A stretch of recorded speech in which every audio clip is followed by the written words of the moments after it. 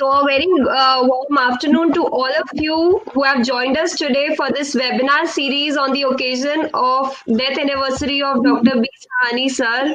We are here to take medicine into the space, and we have organized this international webinar on advancement in homeopathy on the as on the occasion of death anniversary of Dr. B. Sahani sir. It is being organized by Homeopathic Science Congress Society in association with School Institute of Homeopathic Research and in collaboration with Homeopathy 360. So here I welcome you to the journey of extending homeopathy to achieve the target of ultimate medicine. And this is the day one of this series.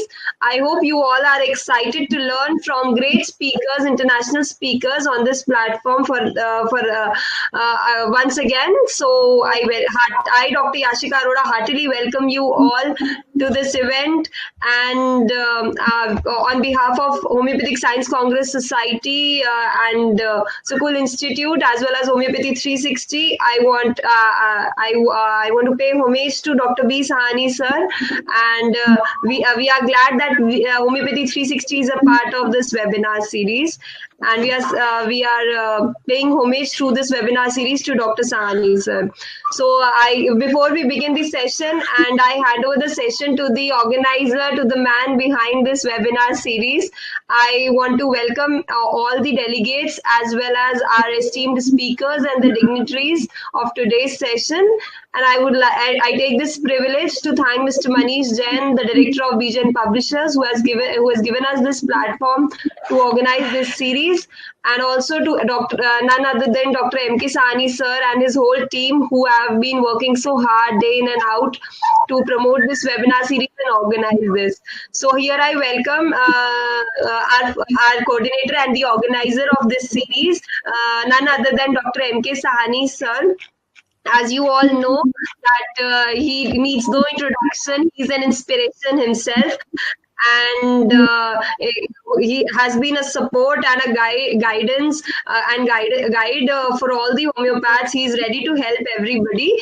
But as it's a tradition, I would like to introduce him. So he is Kumar Sahani sir, BSc DHMS, MD Home, PG DHHM from Symbiosis, and CCCR from Symbiosis, and PhD from MUHS. He was the first PhD holder in the state of Bihar in homeopathy, and he has worked under Dr. Sahani sir, who was a recognized scientist and discoverer of transmission of medicine energy from a distance, on whose death anniversary we are organizing this webinar series. And he was also the former chairman of Education Committee of CCH and has served CCH for approximately 22 years. He's also the president of Bihar Voluntary Health Association, serving his third term, and the secretary of Voluntary Health Association of India, serving his second term. He's also the chairman of Research Institute of Sahani Drug Transmission and Homeopathy, and also one of the founders. He's a scholar of transmission of drug energy from a distance, and the PG coordinator and professor HOD at GD Memorial Homeopathic Medical College, Patna. He's also the chief editor of the Journal of Homeo Transmission, Patna, and Homeotarang, as well as the honorary advisor of Indian Journal of Classical Homeopathy, Calcutta, visiting professor at various homeopathic medical colleges, and the secretary general of Homeopathic Science Congress Society as well. He has been conducting recruitment of homeopathic faculties and medical officers as an expert, and has published papers internationally as well as nationally. Also, he also got his articles published in various reputed journals. He has won so many awards. To name a few, I would like to name Kent Award by Hamai in 1999, the Best Teacher Award by Dr. Mahendra Singh Memorial Trust in 2016, Lifetime Achievement Award by Cancer Institute of Homeopathy, Kolkata, Lifetime Achievement Award by Research Society of Homeopathy at Jodhpur, and many other awards. Also, Doctor of Philosophy, Honoris Causa by Medicina Alternativa, Open University, Sri Lanka in January 2000. He has been the author of Principles and Practice of Homeopathic Pharmacy book, as well as Organon of Medicine, Graphical and Commentary Press, and many other publications in various journals and magazines. So here I welcome and hand over the session to Sir. Sir, over to you. Thank you, Dr. Jessica, for very great introductions about me. You have made me the great persons now. I feel proud to be introduced like that. Thank you, Jessica. Now, regarding the session, can you put on the slides? Yeah. So, most distinguished personality present here today in International Homeopathic Science Congress, organized as webinar. Today, Dr. Anil Khurana sir had kindly consented to inaugurate this session. He is the Director General CCRH and Chairman Board of Governor of CCH. Distinguished speakers, Dr. Brian Kaplan from England will be joining soon. And we have our great master of the organon of medicines and homeopathic philosophy with us. We say the giant personality, Dr. L.M. Khan sir with us. And very young friend from Nepal, our neighboring country, Dr. Prakash Punyakal is here with us. And of course, Dr. Jessica is with us. The most dynamic personality I have seen, working throughout the day and night. Every time you call her, she will be ready to serve. So this is a great wonder for homeopathy, that homeopathy will be definitely get benefited with this personality. It is always in the better interest for development of science to remember the past and pay tributes to their contribution. Present generations are thriving on the good Samaritan of those who lived their lives to make this universe a better place for their coming of spring. Dr. B. Sahni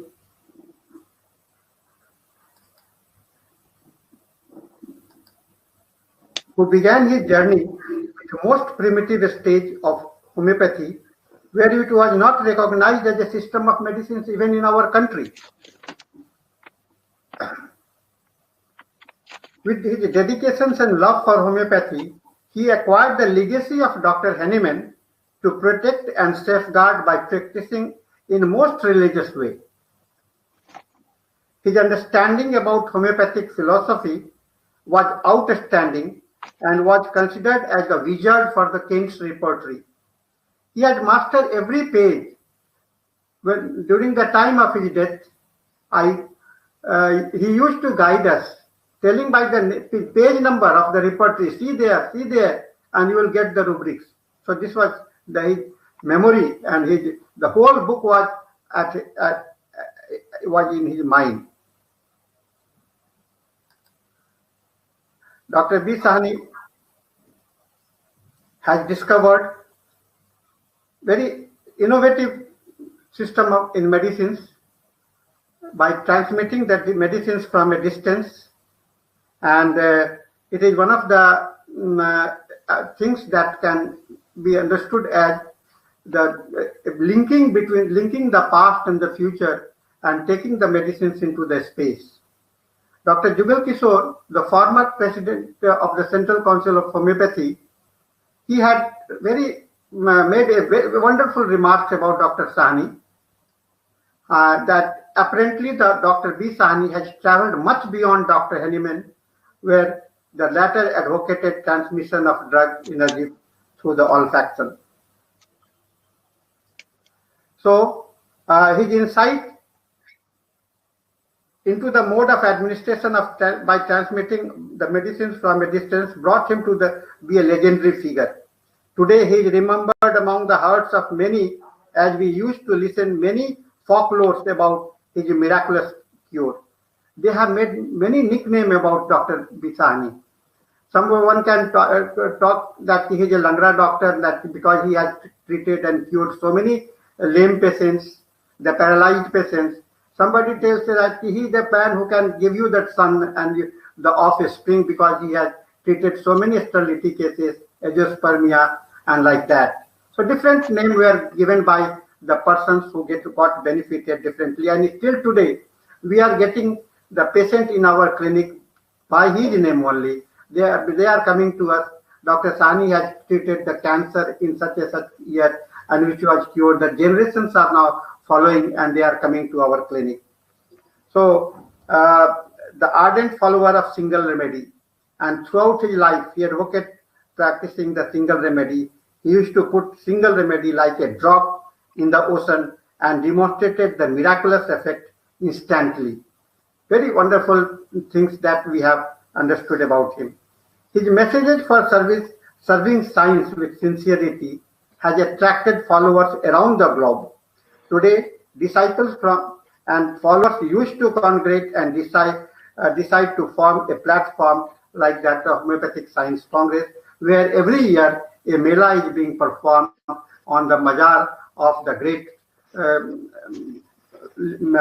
scientist Dr. B. Sahni. This webinar is organized on his death occasion anniversary to mark our homage as well as to keep the lamp for learning from the stalwarts. And learning and serving are the best tribute that we can offer to this great soul. Dr. B. Sahni was posthumously awarded by the Central Council of Homeopathy for his recognition of his service, and which was received. I was being honored on behalf of my father, receiving it the memento delivered by the Vice President of India. So it is the eternal realm of the science. So with these words, now I invite I'm introducing our inaugurator today, Dr. Anil Khurana sir. He had till yesterday he told me that he definitely is coming, but suddenly this morning he received a message from the minister who has urgent meeting is there at 1 p.m. So he is there with the minister, but he has sent a message for us today. Dr. Khurana, sir, I have the honor to introduce you, who is presently appointed as the Director General of the Central Council for Research in Homeopathy, and is also honored by the Ministry of Ayush to be the chairman of the Board of Governor of Central Council of Homeopathy. Dr. Khurana sir started his journey in homeopathy by joining as research assistant in Central Council of Research for Homeopathy, and gradually reached the pinnacle of research career to be honored as the Director General in charge. And Director General, Dr. Khurana way of functioning with sincerity and perseverance, with smiling simplicity of life, has stored in himself the vastness of experience and inspiration for all.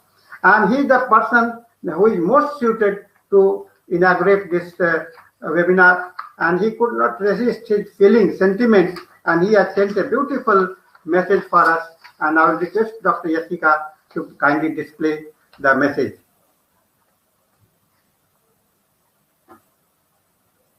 Good afternoon, everyone. Thank you, Dr. Sani, for inviting me for inaugurating a special webinar for taking homeopathy into space. What I could understood from the theme of the webinar, yes, there is a need for taking homeopathy to great heights, building up more and more scientific evidence, since we are living into an era of ultimate science, where we are exploring space. Why can't we take up homeopathy to those heights? Homeopathy is an advanced scientific concept actually. It is beyond the realms of today's scientific world and still to be explored on many aspects. But I could see in long years of my career, there are many unanswered questions about homeopathy, and that's why it invites so many of controversies. So I will request all our scientific minds to join hands. Do whatever you can do at your own level when you are taking up homeopathy. Good amount of documentation is required. We are coming out with a software database where you will be able to upload well-treated case records with documentary evidences, and that will build up our testimonials that homeopathy has benefited such kind of diseases where other systems fail. Homeopathy is not simply white pills. It has a rationale behind it. The high dilution factor is not a hindrance to its progress. It has benefited the mankind since more than 200 years now. People are convinced with the effect of homeopathy. The only thing we have to prove is how it is working. As per the available scientific knowledge of today, many scientists have worked on under this particular area of explaining mechanistics behind the action of homeopathic medicine. Some scientists are called as nanomedicines. Somebody is talking about quantum physics, the hormesis theory, the water memory theory. But still we are not able to resolve this particular issue on many counts. Although there are a lot of studies of biological activities which have proved beyond doubt that it's not simply a dilution, it's not simple water. There's much more into this. This needs to be explained, and I hope in today's deliberations the participant will be immensely benefited from the discussions. Thank you so much for inviting me, and I will love to hear the scientists if I go through those recordings. I have an important meeting, so I will not be able to stay here for long. Thank you so much.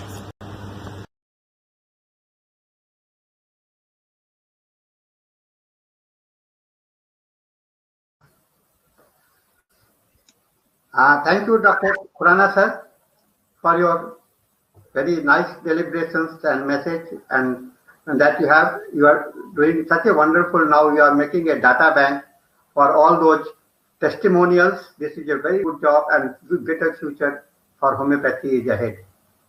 Now for today's program, we have our great master. Our first speaker is Dr. L.M. Khan sir. Professor L.M. Khan, L stands for Lal and M stands for Muhammad. I used to call him Lion because he looks like a lion. So Lion, L.M. Khan sir is properly known as L.M. Khan. He passed his DMS under the Council of Homeopathic System of Medicines from West Bengal in the year 1976. And then in 85, he passed the BHMS graded under the Bihar University. In the year 1997, he was awarded MD degree under the Jaipur University. And during his initial year, he worked under the guidance of legendary Dr. Gyan Majumdar, and Kanji Lal, and also Dr. B.N. Chakravarti. He has worked as an associate professor and held the position of professor and head of the Department of Organ of Medicines, Chronic Disease and Psychology in the National Institute of Homeopathy, Kolkata, and he also had held the post of director in charge National Institute of Homeopathy. He was the chairman of the Literature Committee of CCH.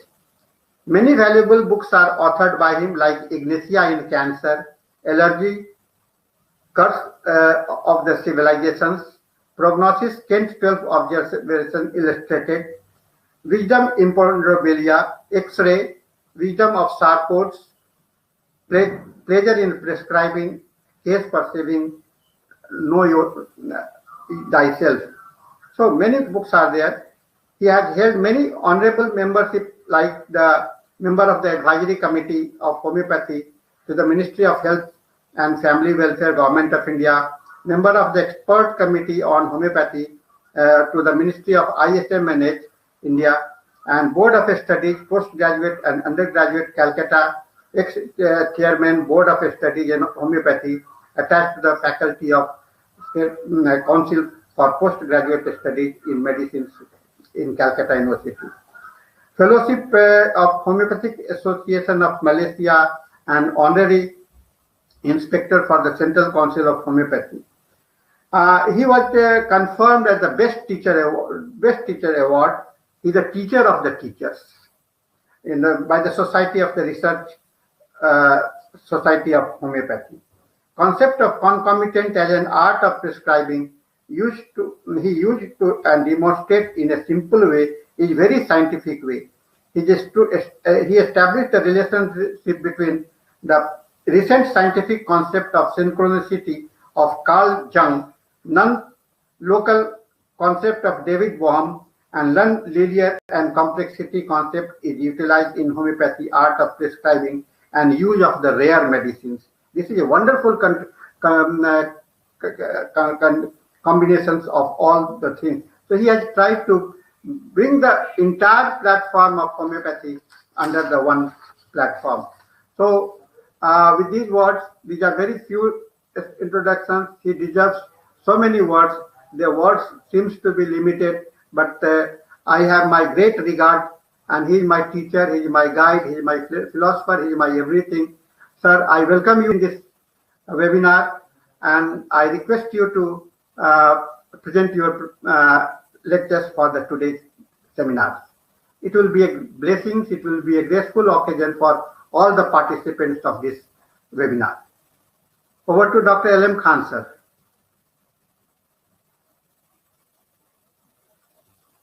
Sir, please turn your audio on.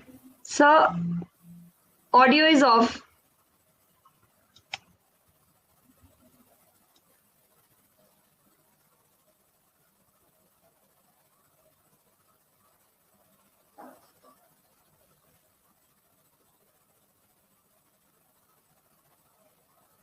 ऊपर में होगा, ऊपर में है। आवाज आ गई? आ गई। Thank you, Dr. Saini Saab. I appreciate your feeling and honor to your father.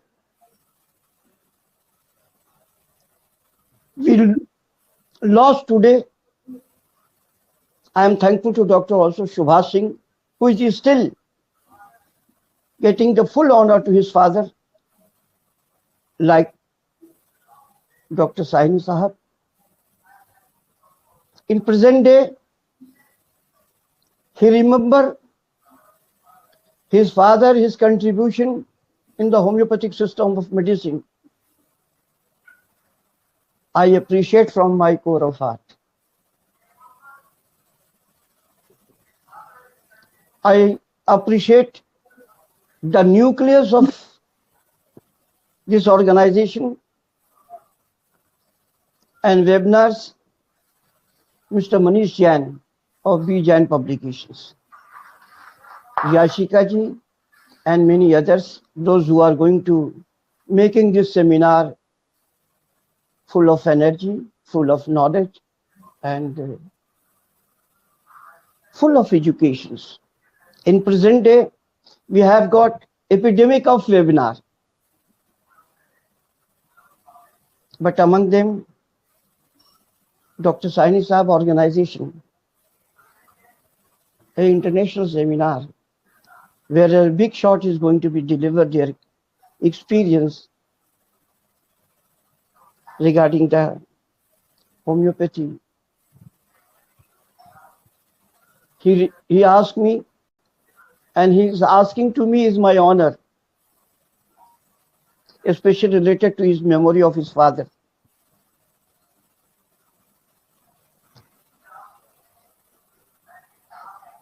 Today I am going to just say about something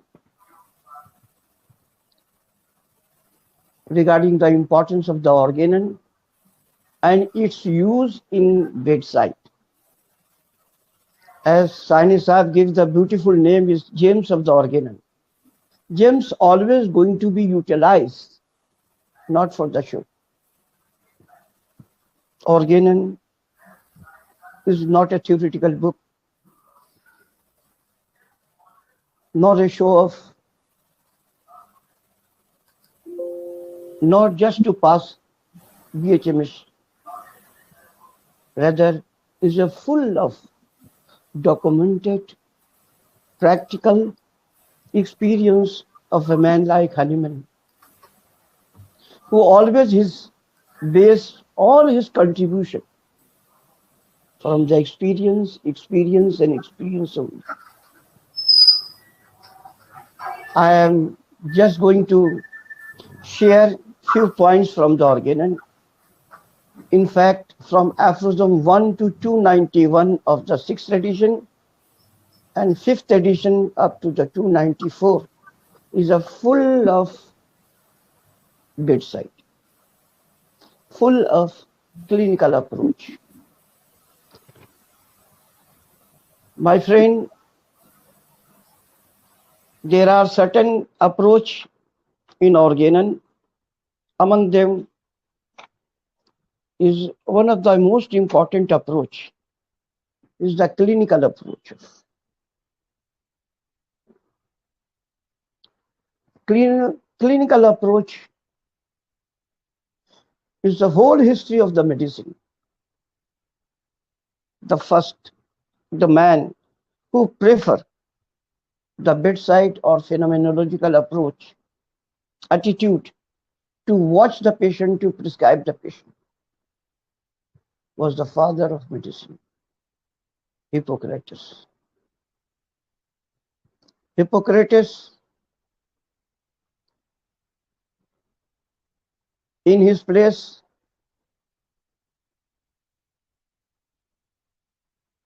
a very big tree is called Plantar orientinalis. Very big tree. Hippocrates sit under this tree and ask his disciple to bring his case histories. I am insisting, my friend, the case history. Hahnemann approach for the perfect case taking, Hippocrates perfect case taking, and lastly, I appreciate Dr. Dhawale Sahab, who insisting the case perceiving as well as the writing of case taking is very good. It is a written documentation for the love affairs of patient and his diseases, appreciated by Hippocrates, as we call phenomenological attitude towards the patient. And after that, Hippocrates, Hahnemann proceed this clinical approach, phenomenological approach, some in extended form. He considered with this approach, as he discussed from aphorism 9 to 16, holism in the medicine, not the part, rather patient as a whole. His theoretical part from 19 to 16. Then after that, 189 to 193. Then approach where the holism and only holism. Maintaining holistic approach to eradication of the diseases from the patient as a person as a whole is one of the rarest contribution in the history of medicine. I must honor to mention the name of Dr. Samuel Hahnemann. His approach, one of his case, with a washerwoman lady come to the treatment of our master regarding his many complaints. Hahnemann, the master of holistic approach, he was the Dhoban washerwoman and prescribed Brainia alba, not for her disease, complaint, rather for the patient as a whole, a washerwoman. Here I just giving a one solution that Hahnemann, after this observation, the importance of Brainia in especially washerwoman remedy, CPI is one of the additional medicine. This is approach we call phenomenological approach. There is no question of bias, no prejudice at all. The beauty of Hahnemann and phenomenological approach in his another case of warts. Warts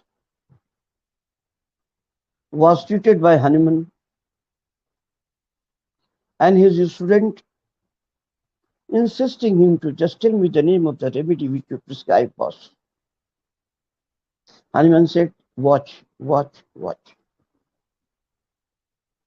A long history. I'm just going to make a minimized form that Hahnemann was prescribed phenomenologically chamomilla for the warts. Today we have got in our mind warts, our just mind to prejudice towards the Thuja, Medurinum, all psychotic medicine, etc., etc. The phenomenological medicine is going to taught you whatever may be the name of the disease. The phenomena is very important for prescribing. And the phenomena of chamomilla is much more marked in this case of what? Hahnemann choose chamomilla. This is the beauty of understanding of phenomenological prescribing or clinical bedside approach, which nowadays I am trying my level best, very hard, to introduce in my webinar about the phenomenological medicine, importance of organon and materia medica. I too request to Sahni Saab and many other organizers, especially as I call nucleus, Manish Jain, to organize seminar to make aware people, especially young generation, should be going to be aware regarding the importance of phenomenological medicine. This is from the organon. Organon, I am going to touch few of the symptom which is must be a holistic one. I am not considering the disease, not to the part, but the part who consider patient as a whole. This approach of homeopathic medicine is really a contribution of homeopathy. The next thing which I like to share from Aphorism 110, Hahnemann insists the importance of proving. Similia was present not only on the time of Hippocrates, but before the time of Hippocrates. Similia, as is a nature's law. So when nature is going to persist, starting from the last to the destruction of the world, similia is going to be persist because it's a nature's law. It's always associated with the natures, and nature is going to be complementary with the similia principle. My friend, this similia principle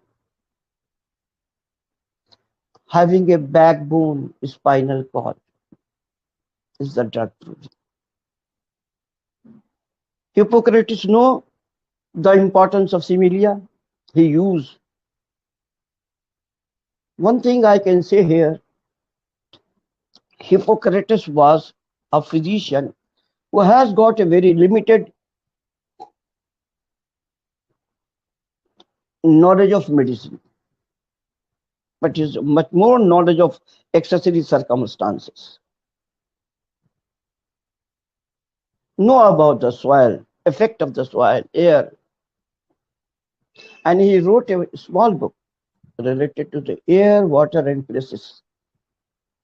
Only correction of the air, places, and water, making many type of the diseases is going to be cured in the hand of Hippocrates, the father of medicine.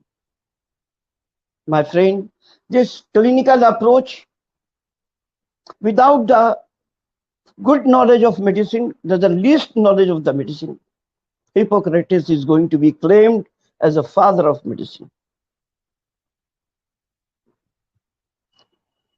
Father of medicine, having a lacking, the similia should be completed with the another similarity. This is one of the important factors in the hand of Hippocrates. One more thing, Hippocrates claim that it is the insight which medicatrix naturally is important for healing the person. Patient, heal thyself, insights from their immune system. It was a genus of Hahnemann who claimed that is not enough the vis medicatrix naturae, the internal power of the medicine to eradicate the diseases where the miasm is going to be involved. Hahnemann himself failed. After 12 years of experiment, he came to a conclusion that medicine is very, very much helpful in the cases where the patient's dynamic, internal power, vital force, vital principle, immune system is going to be overburdened with the chronic diseases, that is miasmatic diseases. So it required anti-miasmatic treatment, which is the lacking in the hand of the father of medicine, Hippocrates. In between time from the Hahnemann to the father of Hippocrates is the midline, that was the time of the Paracelsus, who effort for similia principle to give doctrine of signature, a very rough similarity between the doctrine of the signature and the diseases, which is not very complete. In the hand of history shows, in the hand of Hahnemann is going to be completed. Come back to the aphorism 110. 110, Hahnemann said about the origin of homeopathic materiality and the contribution of poisoning to developing homeopathic materiality. I'm just today is going to just touch the importance of poisoning symptom. Hahnemann called it the rudiment of pure materiality. Just listen, my friend, and just note the language Hahnemann used in the organon. Rudiment of pure materiality, or the raw. This will taught me to prescribe arsenic. This rudiment of homeopathic materia medica, the original form of the homeopathic materia medica, the non-complicated. And after a long period of Hahnemann, the history shows the most educated man in the history of medicine, they are going to learning some different way and understanding of homeopathic materia medica, as we call the rebound effect. A system where we are going to choose the symptom from the poisoning for prescribing. If the poisoning is going to be, symptom of the poisoning is going to be clinically confirmed day by day till now, I think they are one of the very important symptom for prescribing. Clinical confirmation is very important. In hope in future, our materia medica is going to be colored, having a different face, and this face is under the influence of the rudiment of materia medica, that is rebound effect of the medicine, poisoning of the medicine, poisonous effect of the medicine, poisoning observation in the hospitals. Among them, I used to prescribe arsenic on the basis of this thirst and burning. My arsenic is not very famous for fastidiousness. My arsenic, simple arsenic, is going to be considered in the most critical condition of the patient on the basis of the poisoning effect of the arsenic. That is a small quantity of thirst repeatedly with a very small interval, small quantity, small interval. I honored my guru, Dr. Gyan Mundar, the man who was with highest good knowledge at that time of the surgery, medicine, and science, was watched to the patient of this clinical poisoning symptoms. Come back to another aphorism, especially related to some point of doses.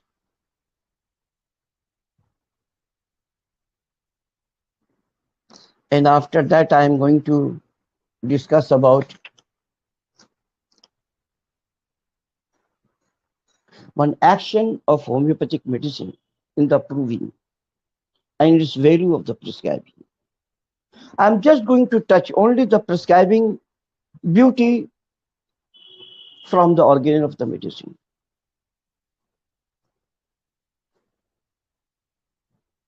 My friend, and that is alternating action of a medicine. Hahnemann was too serious to study his prover when observing minute to minutest observation, which is very helpful to the development of rational system of medicine, the art which is based on the humanity, need a suffering humanity, homeopathic system of medicine.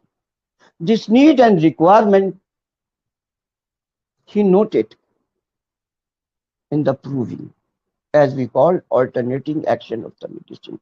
My friend, here I say, or I can say that Hahnemannian proving is one of the best proving, charmful proving, having a approach to holistic approach, individualistic approach, holism in the medicine. And here this alternating action is noted. May I ask to the profession today, how many provers or the proving society is going to be noted in their provings of this alternating action? I feel very sorry, my friend. One is the provings is going to be very reduced. If it is very Hahnemannian, they lost the soul of Hahnemann, the spirit of the Hahnemann as this alternating action, and many others also.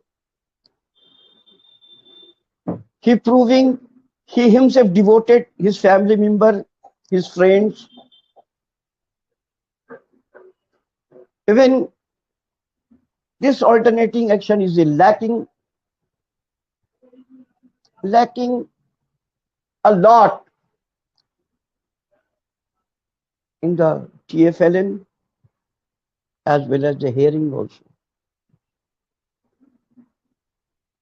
Lacking here means not up to the date of Hahnemann's feeling, Hahnemann's contribution. But a beauty Hahnemann noted in the organon, especially in aphorism 115. In 115, Hahnemann was very much cautious, especially related to the prescribing. His approach in the drug proving is more towards the bedside, as I am going to discuss about this alternating action. An action of primary stage of a proving of a medicine look like secondary stage or secondary symptom. Again, I am repeat, my friend. Alternating action is the action found in the primary stage of the proving or primary action of the medicine, not secondary, but look like secondary addition. But it never be a secondary action. What we need to understand this primary and secondary action. We should read Materia Medica Pura very seriously. Here I just give you one example, the importance of secondary action. Please look after the last few symptoms of staphylococcus in the Materia Medica Pura. He gives the importance of secondary action in the prescribing, my friend, prescribing.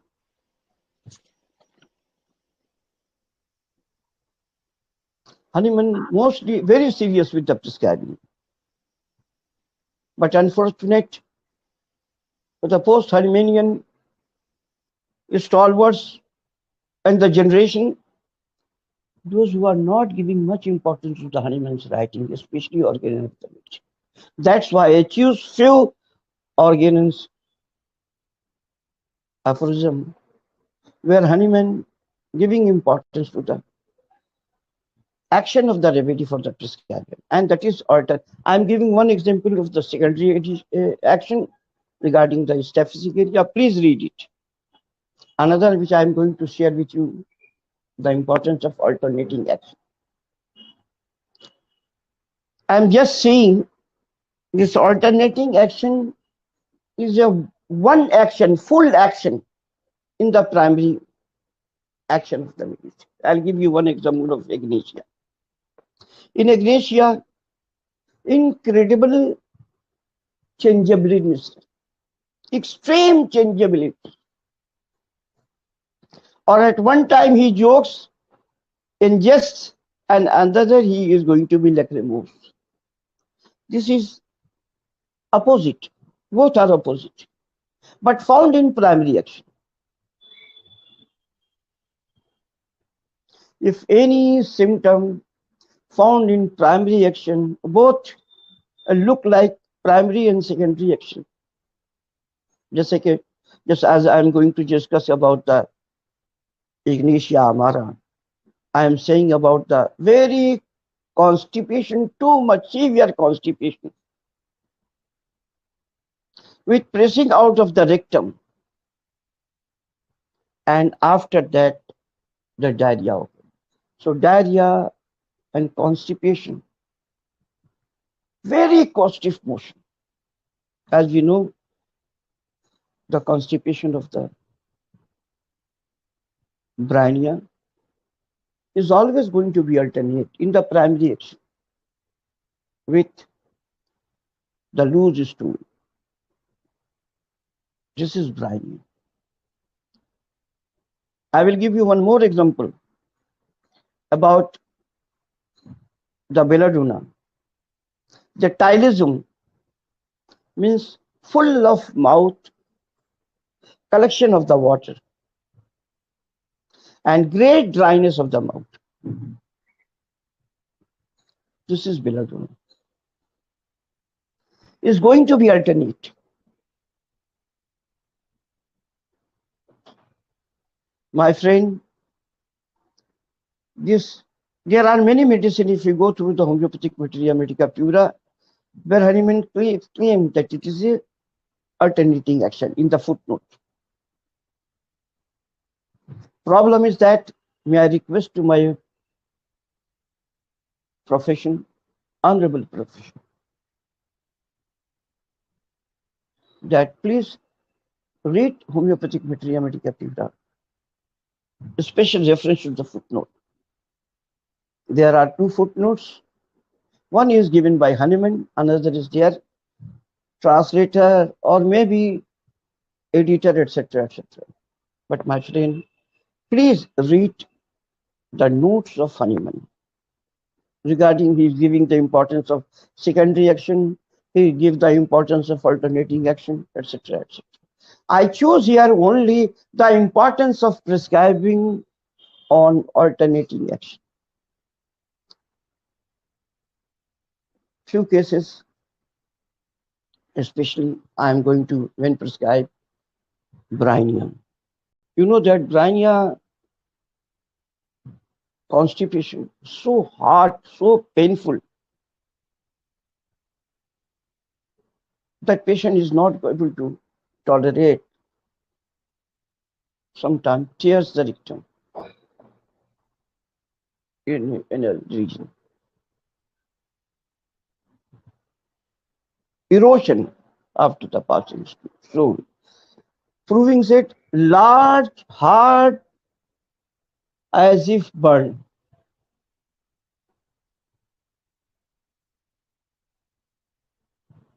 Followed by the patient has got loose stool. My friend, this symptom is mostly commonly found in the later stage of the life, especially in old ages. Prescribing symptom very similar to brainia alba. I prescribe brainia alba. You prescribe brainia alba. Within few days, patient complained you, I have got no improvement at all. After few hours, no improvement of your medicine. After few days, no improvement. But it is the confidence which you will get from the materia medica pura, as it is a contribution of a man whom we call Hahnemann, the man who based on the experience. His life is full of experience. His system is going to be an outcome of the experience, not fallacy, not prejudice, not anything. He believed only experiment and experience. Brainia was given, and on the name of the Hahnemann and the efforts of the Hahnemann,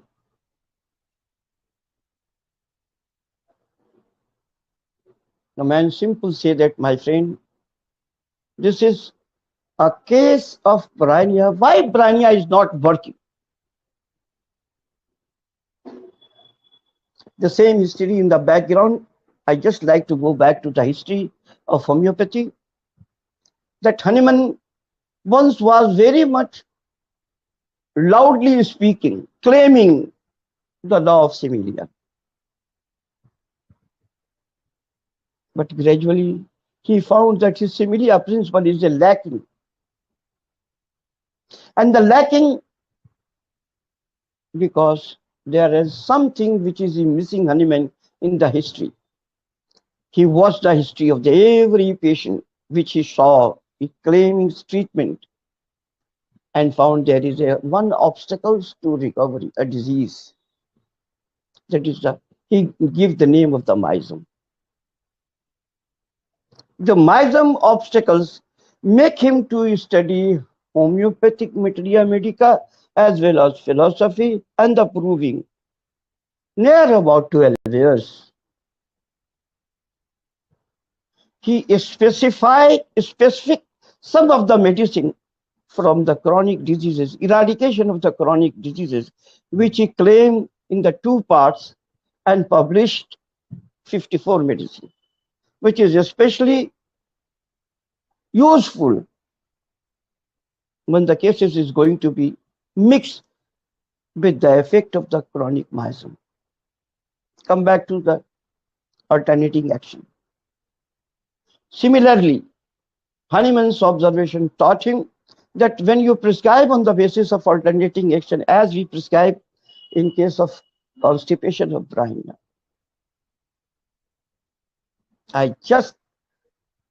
when you go through the another approach in the Hahnemann's organelle of the medicine 251 of Zidl, where he said, discuss about the therapeutic utility of alternating action. Therapeutic utility of alternating action means when you are going to prescribe a medicine on the basis of alternating action, if the medicine is not going to work, not giving any response, then the same medicine as Brainia or any medicine, the same potency, either 200 or 30, must be repeated. Must be repeated. Same potency, same medicine. This is the beauty of understanding of homeopathic materia medica pura and understanding of alternating action. Giving your one more dose stimulant as a Brainia, the same potency and the same dose and the same. If you have good repetition, it should be repeated at the same. But mostly we consider the same medicine and same potency. After giving, the Brainia is going to be reactivated. Awakening is going to be a new Jagran in the patient's economy, and the patient is going to be cured. My friend, I have an approach of homeopathic system of medicine for prescribing concomitant symptom. I get much success. I give honor to the Hahnemann 153 and the concept of the concomitant by Bonningations. I remember one case of severe headache. Now we call the headache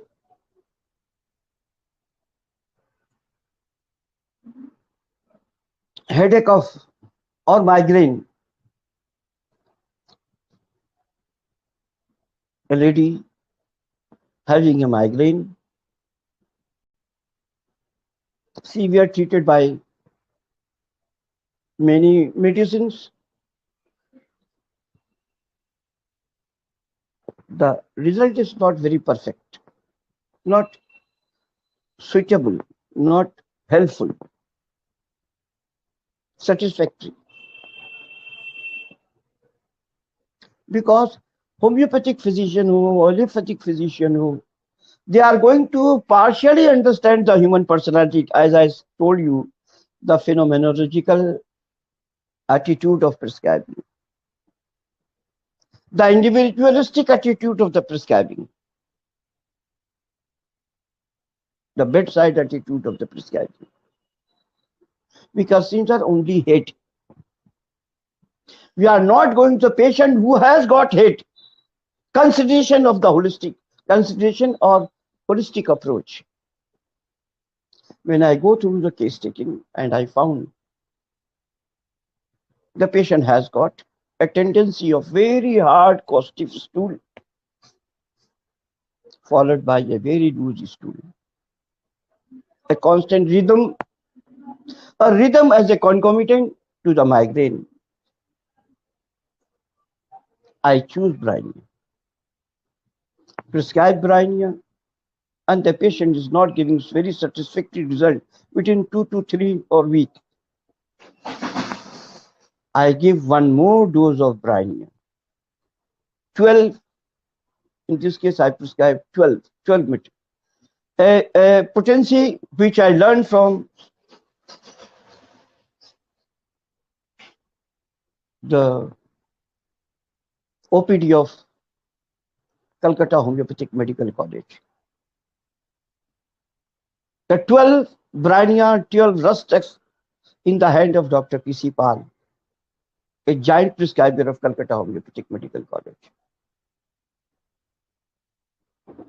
My friend, these people are not only the master of the prescribing with the indication, rather indication especially related to the potency and doses. As this case was prescribed by me on the basis of alternating action, so I repeat one more dose of Brinia 12. And it's a wonderful magical result is going to be taken. My friend, as I insist here only because that importance of alternating action, we are not using in our clinical practice like bedside approach because we could not understand the beauty of prescribing alternating action.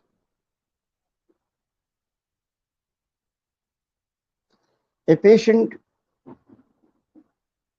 who is suffering from a viral fever,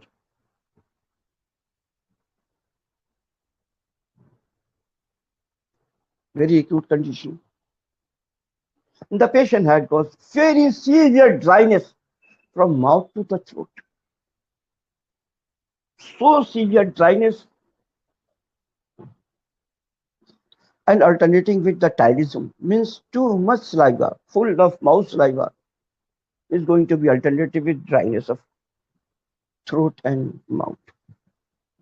I isolated this symptom from the viral infection, the diagnosis of the case. There are lots of symptoms, but this particular symptom of alternating agent I choose for prescribing belladonna. I give belladonna one single dose.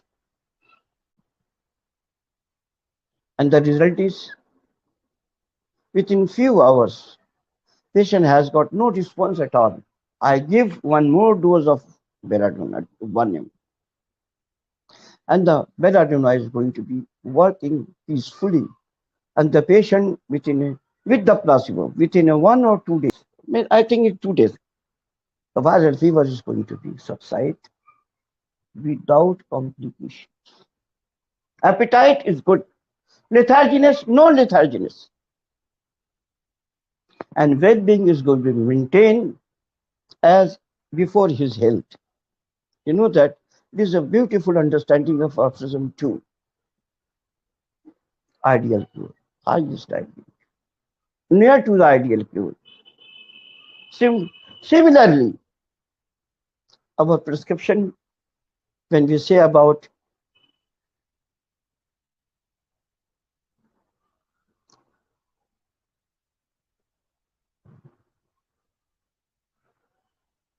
I am just saying about one case I also remember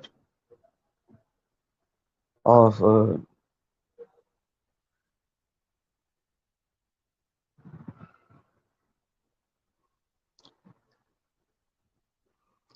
then again Iglesia.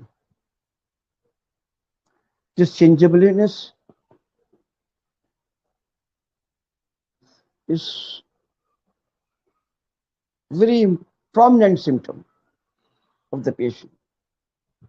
Laugh, weep, excited, depressed.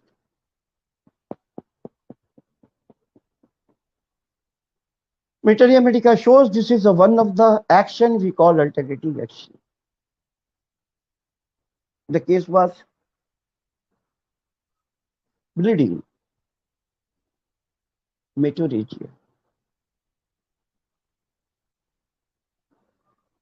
In this bleeding meteorrhagia, no medicine is going to be response. Patient called me on phone, asked me about some medicine. I simply said, you forget of your meteorrhagia or menorrhagia. Don't say about the diagnosis of the disease. Just say me about that. What is the away from this meteorrhagia? You just watch. What is the peculiar thing? What is the common characteristic you will find in your daughter? She just laughed. Before this state, she is going to be crying to help her baby, daughter, regarding this menorrhagia. When I asked, she told me, she said that one very funny thing I found, doctor, my daughter is very just like making a mad-like situation. Sometimes she laugh, when starting to crying, and to crying. Sometimes she is going to be, say, very depressed.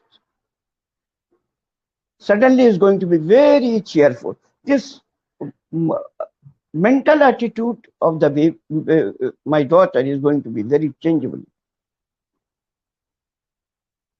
This is the symptom which I consider for prescribing. For my own understanding, I ask that is there any person in your family, those who using cigarette, smoke or smoking cigarette? She said, yes, my husband. You just ask your daughter that she like smoking of cigarette or dhua or smoke or not. No, doctor, she is going to be vomited. If she smell the smoke of the cigarette, she used to vomit. This is for my own understanding and confirmation, but is enough changeability from the very anger and irritable attitude to very mild destruction. This changeability is one of the strong indication of Iglesia Amara found in alternating action. I give 200 in olfaction. And I said that you do one thing, give 1 dose of olfaction. If she is going to be controlled, is okay. Otherwise, wait 15 to 20 minutes. If you get no result at all, give one more olfaction. She gave, and after 15 to 20 minutes like that, she called me that medicine is not responding. And then I asked, his action of changeability or cheerfulness with depression, etc., is similarly the same way. Then I asked to give one more olfaction. Why I choose olfaction? Only because of that. The patient's condition is in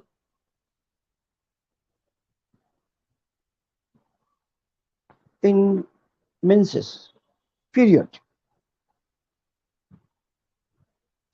As per the Hahnemann instruction, the most important condition for homeopathic prescribing is during pregnancy.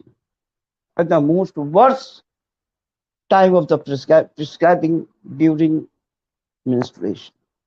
I maintain. And this maintenance gives me a pleasure as well as a different angle of giving potency on olfaction. Where Hahnemann does not like to prefer, feel happy to prescribe during the time of the menstruation, better to give few doses of olfaction. This is one of the best contribution of Hahnemann in potency to use in olfaction. Olfactions Hahnemann used in his life, Boningation used in his life, and many other physicians. I too, humble physician of homeopathic system of medicine, using in different places, different way to prescribe on olfaction. Even in a case of carcinoma, olfaction gave me a very pleasurable result. I'm not saying cure. My friend, it is now high time to appreciate Dr. Sahini and the nucleus Manish Jain and their association, their associated friends to raise the Hahnemann voice, clinical practice of homeopathy, and awareness from all over the globe is a very work of a very noble soul. I salute the soul of senior Sahini Sahab, the father of Sahini Sahab, the grandfather of Amit Sahini Sahab. With thanks and two thanks to remember me to choose the subject of organon and their practical utility as you call gem. Thank you, sir. Thank you, sir, for your mesmerizing talk today, sir. We were so much engrossed with the words. Every word was speaking something new philosophy for us. And I am very grateful to you, sir, for presenting such a nice and beautiful presentation for all of us. Now, we will be coming to our next speaker. Dr. Yasika is here. Yes, sir, I'm here, but actually, I think Dr. Kaplan has not joined yet. So we can start with Dr. Prakash. Dr. Prakash, are you ready? Yeah, I'm ready. Okay. So before Dr. Baron Kaplan has to join yet,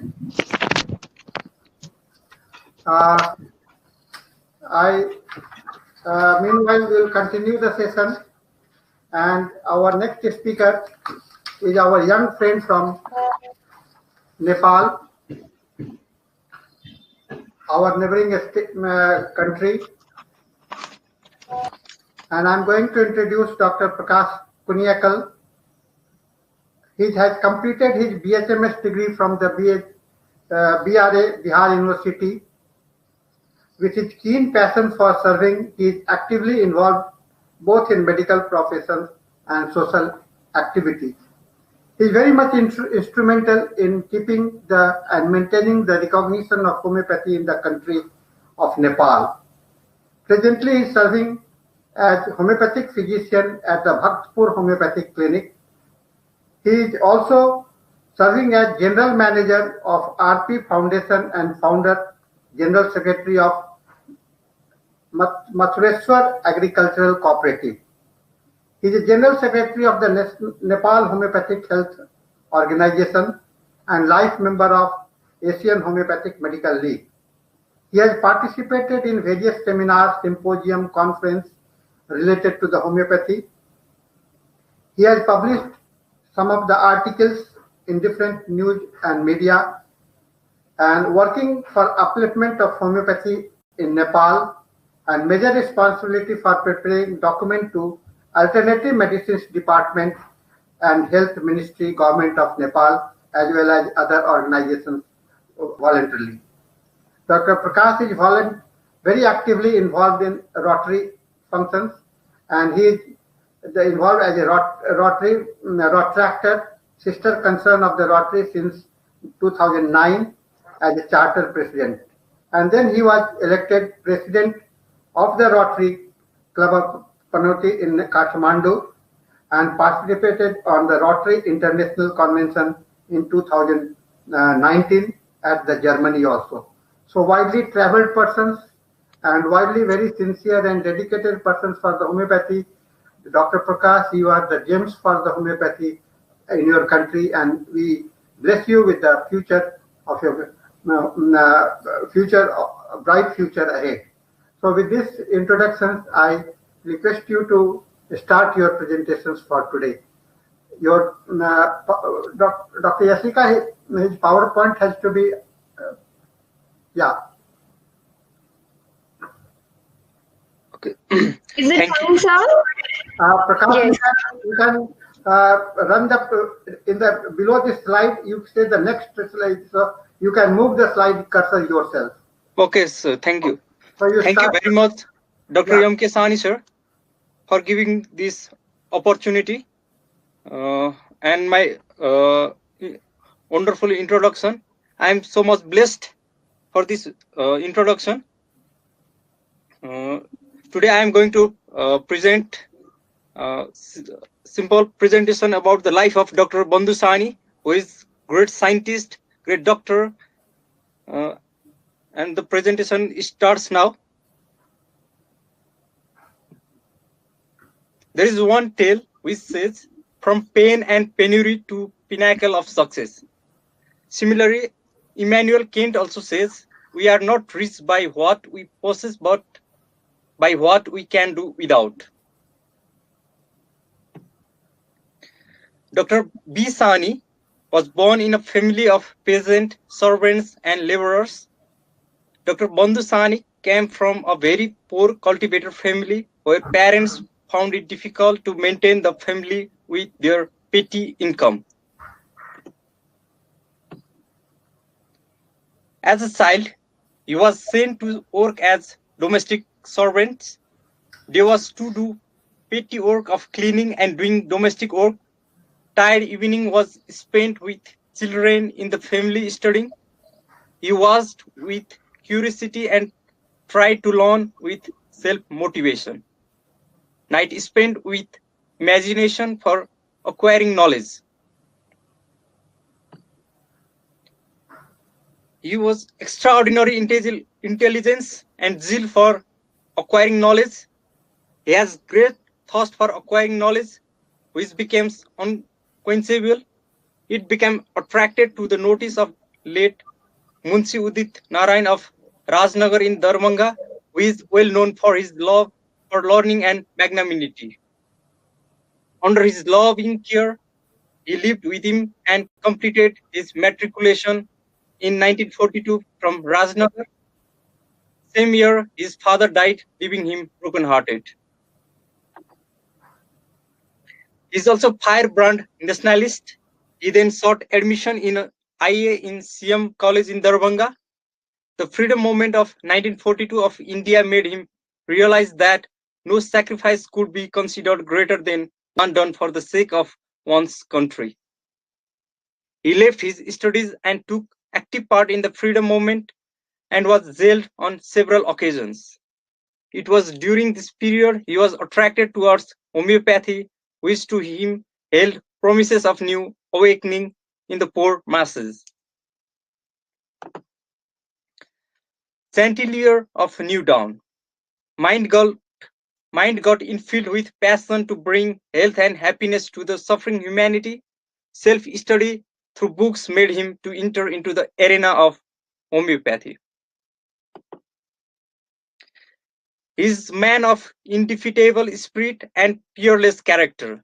Dr. Sawhney again took off his studies and then did his graduation from CM College Darbhanga. Afterwards, he joined basic training school at Patna in 1948. Soon after finishing his BT course, he was married to Dr. Sumitra Sawhney, who too had done her basic training from the same school. Later, both of them were appointed assistant teacher in basic school at Kolhanta Patroni in the district of Darbhanga, Bihar, India. And then the responsibility was shared. Life was becoming shared with service, family, and his own passion. No compromise at the cost of his other. During this period, his first son was born on 17th September 1952. He is Dr. M.K. Sahni, sir.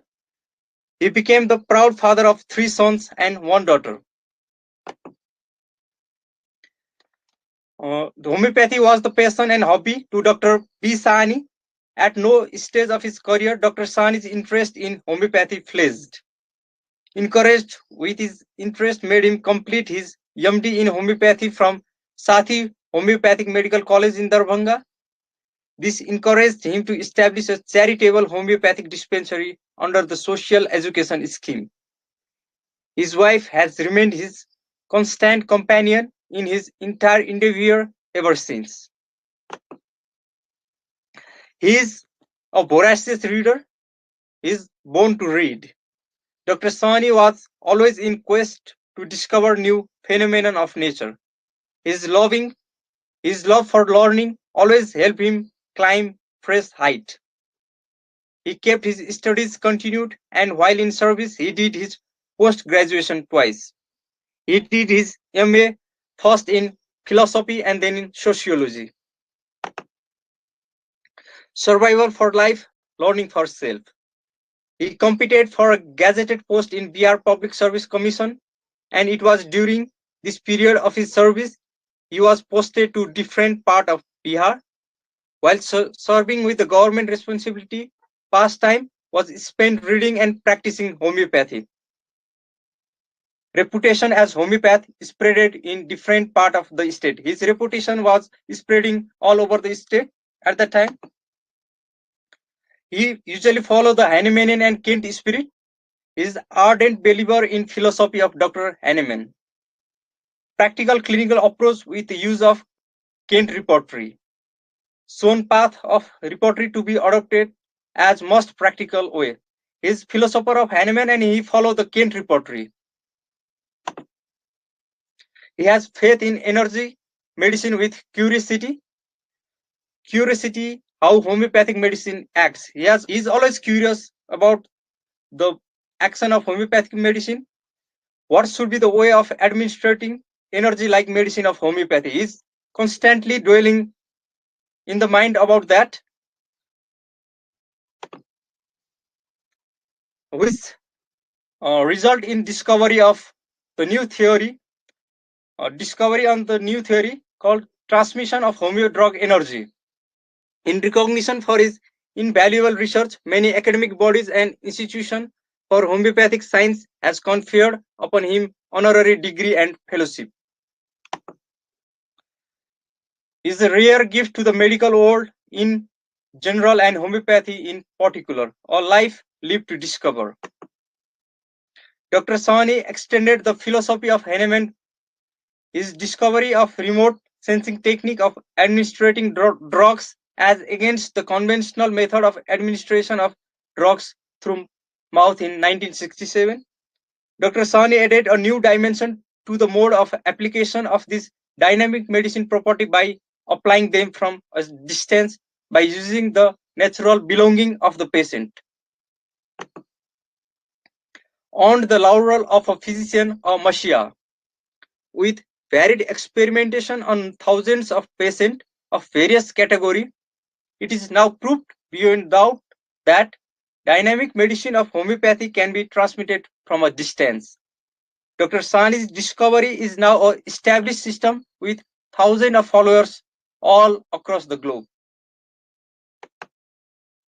Apparently, the author, Dr. B. Sawhney, has traveled much beyond Hahnemann, which is written by Dr. Jugal Kishore in forward in the book Transmission of Homeo Drug Energy from Distance.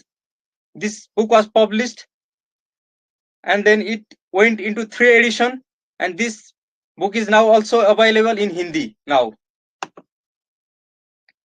Afterwards, Foundation of Research Institute of Sawhney Drug Transmission and Homeopathy. To enhance the research, education, and clinical service, RIST was formed in 1970. RIST was registered under the Society Registration Act 1860 with the initial activity of propagation, research, and training through non-formal basis. The institute is now marching ahead with healthcare through drug transmission by its various free clinics spread over the country. Dr. B. Sawhney traveled extensively to share his valuable discovery within the country. Outside the country, his students are now distributed worldwide. His efforts has brought tremendous response from the masses and the intellectuals alike and proved the efficacy of his principle and methods of treatment beyond doubts. He is a great discoverer with a great soul with caring hearts. He is popular among patients, colleagues, and all. He was elected president of the Homeopathic Medical Association of India BR State branch for 2 terms. Later on, he was elevated to the national post of vice president of the Homeopathic Medical Association of India. His sincerity and caliber in homeopathy. Government of BR nominated him as the member of the BR State Homeopathic Board. He served the board with his intelligence to develop it to the extent of making academic nature of homeopathy more effective system of medicine. Dr. Sawhney was invited on many occasions at various seminars to present his paper. In 1977, he presented his paper at International Homeopathy Congress LHMI held at Vigyan Bhavan, New Delhi. This was introduction of his subject of drug transmission to the homeopathic fraternity of the world. Learned delegates from all over the world listened to the new discoverer and was appreciated widely for his new exploration in the field of medicine. He has presented his paper in the Indian Science Congress on 3 occasions. He is also chairman of the scientific sessions where impressed with his presentation and delivered remarks in appreciation. His paper was also presented at International Homeopathy Congress at Kolkata in 1989 and in many of the national and regional seminars. He has served medical institution in varied capacity. He was visiting professor to the BS Medical College and Hospital at Patna. He was made vice chairman to the Institute of Healing and Alternative Therapy at Patna.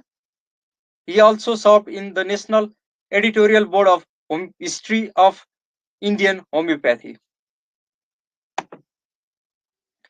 Dr. Sahni love for books. His vast collection of books on the subject of medicine alone has now become a treasure house of knowledge in the form of library at the Research Institute of Sahni Drug Transmission and Homeopathy. His collection of rare books are still stored in this library. He is interested in journalism also. His interest in propagating initiated in him to write at regular intervals. As such, he took up the journalism and founded publication of two journals, one in Hindi and another in English. He was founder editor of quarterly homeopathic journal Homoeopathy. Homoeopathy has credit to be the first journal published in Hindi from Bihar. Now English edition is published separately, which has been accredited as peer-reviewed journal. He is a legend in the field of medicine and is remembered in various stories of cure. His interest in healing the suffering of ailing patient was widely appreciated. A man with heart full of passion for helping to relieve the suffering can be well imagined as patients from all over the country used to come to him for their treatments. He offered his services to many of the medical centers and has the distinction of organizing many medical camps to bring his discovery made available to the needy poor patients in the remote villages. He traveled from village to village to help the poor. Still today, he is remembered for his services. Dr. Sahni's thirst for helping and propagating the truth of art of healing encouraged him to travel abroad. He went to Switzerland, Germany, France, England, Belgium, USA, and other countries where he was welcomed as scientist. He also taught many students during his stay at various countries. At San Francisco, he worked with AIDS patients and tried to discover the cure for it. He helped establishment of Healing Center of San Francisco. His health gradually started succumbing to the pressure of work. Paralyzed after a cerebral stroke to bed in 1990, being helped with his own discovery, he lived on the bed for more than 7 years. Still lying on his sick bed, he used to deliver lessons on his subject to the entire disciple who used to come to seek consultation for their difficulties. He started a weekly studies program being managed from his bedside. Recognizing his services to the homeopathy and his discovery, Dr. Sahni was felicitated posthumously. Central Council of Homeopathy, a government of India statutory body, during its Silver Jubilee celebration in 1999, Vice President of India Dr. S.T. Sharma presented the memento to Dr. Sahni, Dr. B. Sahni, which was received by his son Dr. M.K. Sahni sir. A grateful council paid its homage to this saint by honoring and recognizing his services. He has left for his heavenly abode. Dr. Bandhu Sahni left for his heavenly abode on 26th October 1997. Dr. B. Sahni enjoyed the great task of ameliorating the pains of humanity through his remote sensing technique of distant application of medicine. He is variously described as a healer saint, messiah, and a scientist healer. Dr. B. Sahni, a down to the earth person, shall remain alive in the hearts of millions. Every moment of life was not lived in vain. Thank you. If you have any question, you can find me at ku_prakash@hotmail.com, or my WhatsApp number is +977 9851 004779. Thank you very much. Thank you, Dr. Prakash,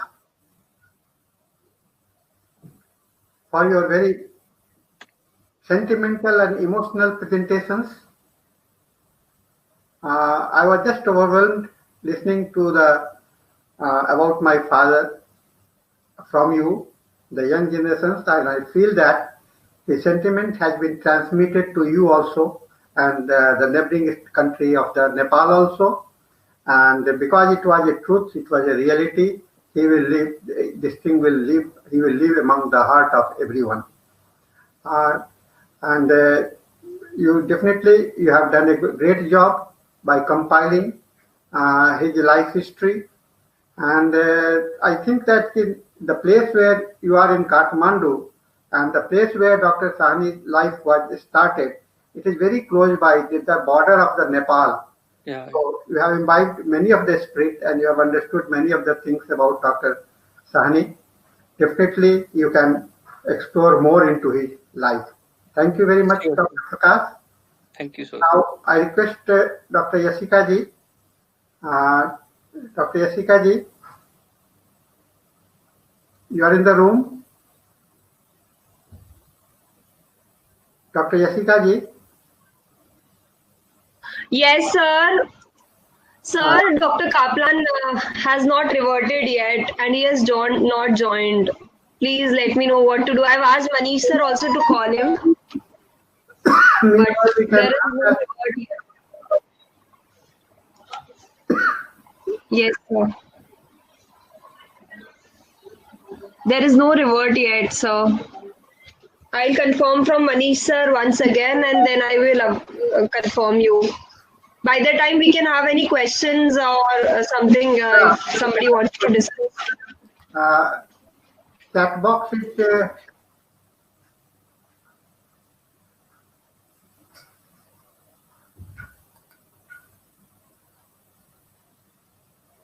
I'm looking into the chat box.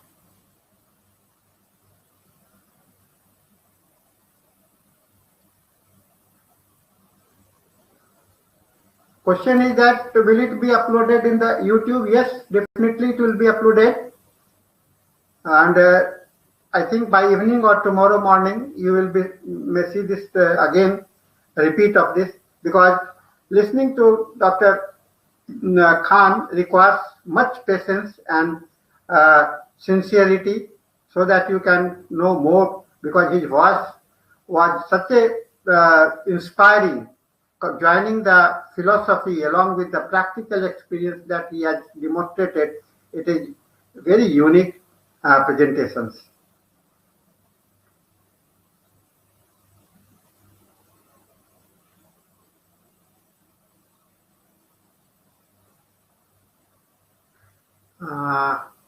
I think I don't find any more questions here.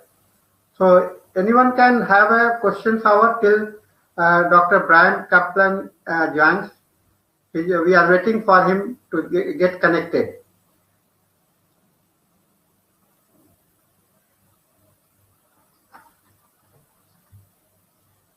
Sir, Manish sir is trying to connect. Maybe some technical issue is there at his end. We can try to connect him tomorrow if there is a possibility.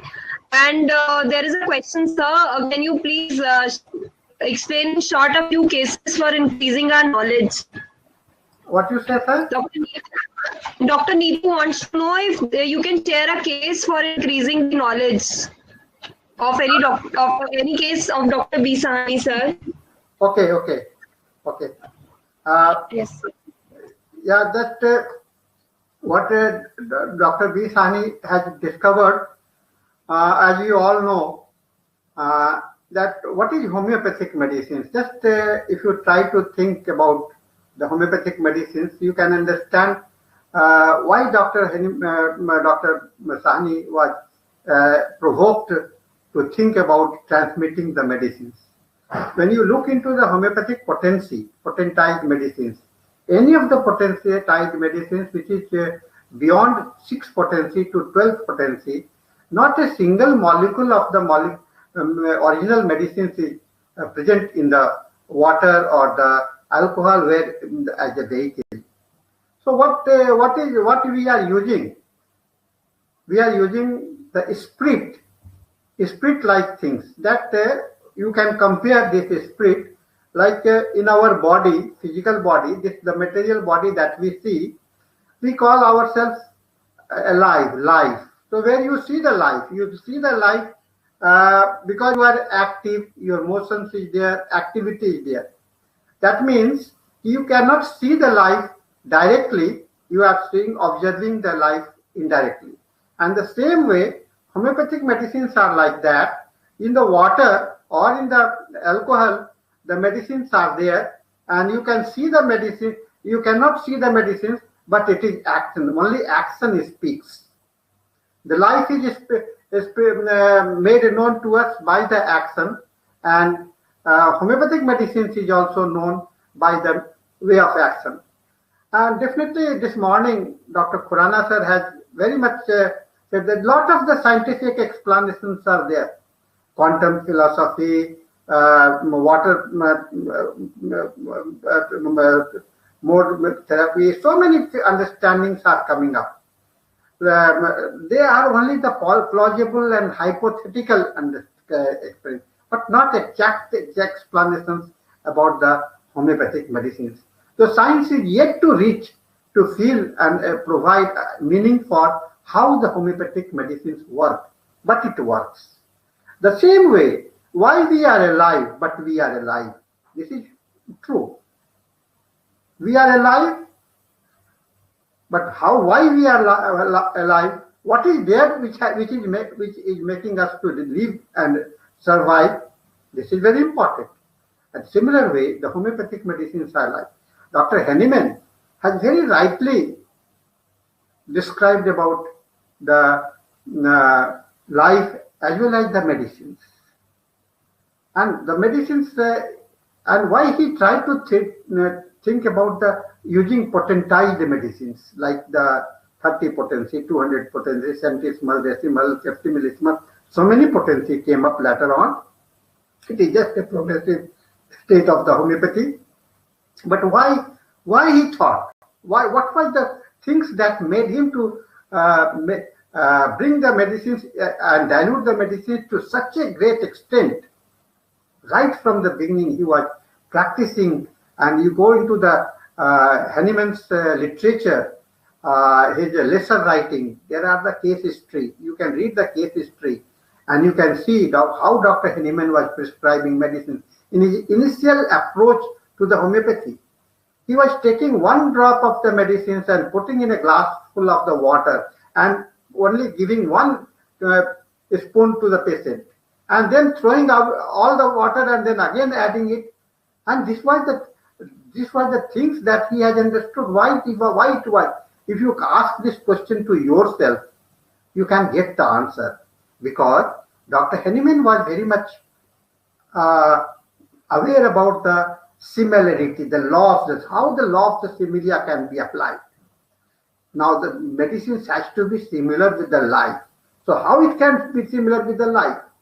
Medicines has to become invisible like the life, because life is invisible and visible by the action. So medicines also has to become invisible, and it has to be visible by the action. This was the things what I have understood from the many of the writings of Dr. Henneman, in the lesser writing as well as in the organon of the medicines. At many places I have understood like this, that Dr. Henneman exactly wanted to translate the law of the similia on the human personality and with the medicines also. The similarity has to be at the both ends. So similar to the life principle, similar to the invisible. Invisible life requires invisible medicines. Invisible life requires invisible medicines. This is a great concept that you can think and you can believe like that. So he tried to make the medicines as dilute. He started diluting to bring up to a level where it becomes invisible. And you see, and now the hundreds of years has passed now, and the efficacy of the homeopathy is greatly recognized worldwide. There are so many cures worldwide. The one thing was that how these medicines can be administered, how to give the invisible medicines to the to the persons, where there are no molecules, nothing is there, and it has to be put into the mouth. Is it? Do you feel that it is okay? I think Dr. Henneman was not okay with that, was not satisfied with that, because he wrote in FRB number 283, thinking about how to use and administer and give the medicine to the patient. He said that because it can be put into the mouth, okay, because it is traditionally followed. It is traditionally followed. It is everyone were using the medicines to be swallowed, put into the mouth, swallow the mouth, pills and drugs into the and to be digested. Do you feel that these medicines require digestions? It simply starts acting as soon as it comes into the dynamic pattern of the human life. So this is one possibility. Another possibility was that it may be put through the smell. He talked about the olfactions or rub on the skin. And with this also he was not satisfied. And he said that he has compared, in the footnotes you can read, the olfaction is better than oral medicines. Olfaction means smelling is better than the swallowing or putting into the mouth. Okay. So because the time and the scientific information was limited, he thought beyond that. Then he started comparing the system with other system of the medicines. He studied about the mesmerism. And in 291 he says the mesmerism action of the homeopathic medicines may be similar to the action of the mesmerism. Why he said this? Only because mesmerism is passing the some energy to the other persons without any contact. Without any contact. This was very great thought. And this, at this point of understanding, Dr. Sahni, he thought, why I should not try transmitting medicines from a distance? And in the very beginning of it, I see at that time I was a very small child. In 1967 itself, he was a reputed practitioner from patients coming from the different corner of the Bihar, of the different elements, and they used to come around our house. It was a residential clinic for us, and lot of the people coming in the morning, they were here, and they used to come for not have to get the pills or the bag of the medicines, full of the bag. After listening to the patient, he used to put one drop into the mouth of the patient at that time, one drop, and then come after 1 month. No compromise, no compromise. Come after 1 month. This was I heard many a time, and the patient went back and returned with more miraculous results. And with these understandings, gradually, he started experimenting with the patient. First of all, he took the hair from the patient and he brought the medicines in contact with it, and he used to ask the patient, what you are feeling now? The patient used to respond in positive or negative way. And with this continued experimentation, he was convinced that these medicines can be transmitted from a distance. And since 1967 onward, he has not given any single medicine to the mouth or in the olfactions or in the stomach. He was transmitting till the end of his life. And with this, he became more popular, more mysterious, and more controversial also. In the beginning, it was very difficult for the people to understand and accept him as a healer. But later on, with seeing the results, because the results speaks. Only with the results you can understand things. So people got convinced, and gradually he has to face many criticisms from his own fraternity. The homeopaths, they were also against him. But later on, several conscious and very conscientious homeopaths, they came close to him learned about that, he heard him, and then started experimenting with him, and he was recognized, gradually recognized. So recognitions do not come in a day. And in the same way, Dr. Henneman was also not recognized. Earlier, he was criticized and discouraged, but later on, the entire world has accepted Henneman. And similarly, Dr. Sahani is also on the same path of getting recognized. So this is the journey. This is the journey. Now, how many, more than 50 years has passed, half of the century is crossed. And Dr. Henneman has crossed more than 2.5 centuries. So we are on a journey. The life is a journey, and this is being followed traditionally. It is getting spreaded. He has established center at the San Francisco, at Germany, and many other different part of the country where the people are practicing and trying to follow his principles, phenomena. So, friends, one thing that for the youngsters, message is that you can realize, you can explore, and there are a lot of the possibilities and the potentiality in the homeopathic system of the medicines. The vast scope for the research, vast scope for the research. You can prepare the testimonials, as Dr. Khurana sir has spoken this morning about making a test, and their government is also planning to have a platform where you can put your testimonial so that it can be recorded and it can be stored for the future generations, so that be honest to yourself. One thing is that only honesty and perseverance will help you to follow the principle. Only with the honesty and the perseverance. This is the only thing that is possible with the homeopathy. And to become a practitioner, what Dr. Henneman has told you, mission and professions, and the quality of the doctor within your life, Do you feel that you are a doctor? And what is the meaning of the doctor? A doctor is a person who make research. And every patient you have to see, you have to find out, explore something from him. It has been said that whatever new patient we see, they are always new to us. They are always, we have not seen them earlier. No two human beings are alike. No two human beings are alike. All are different, even the twins.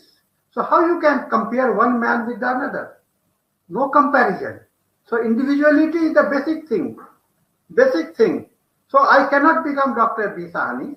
I will remain Dr. M. K. Sahani.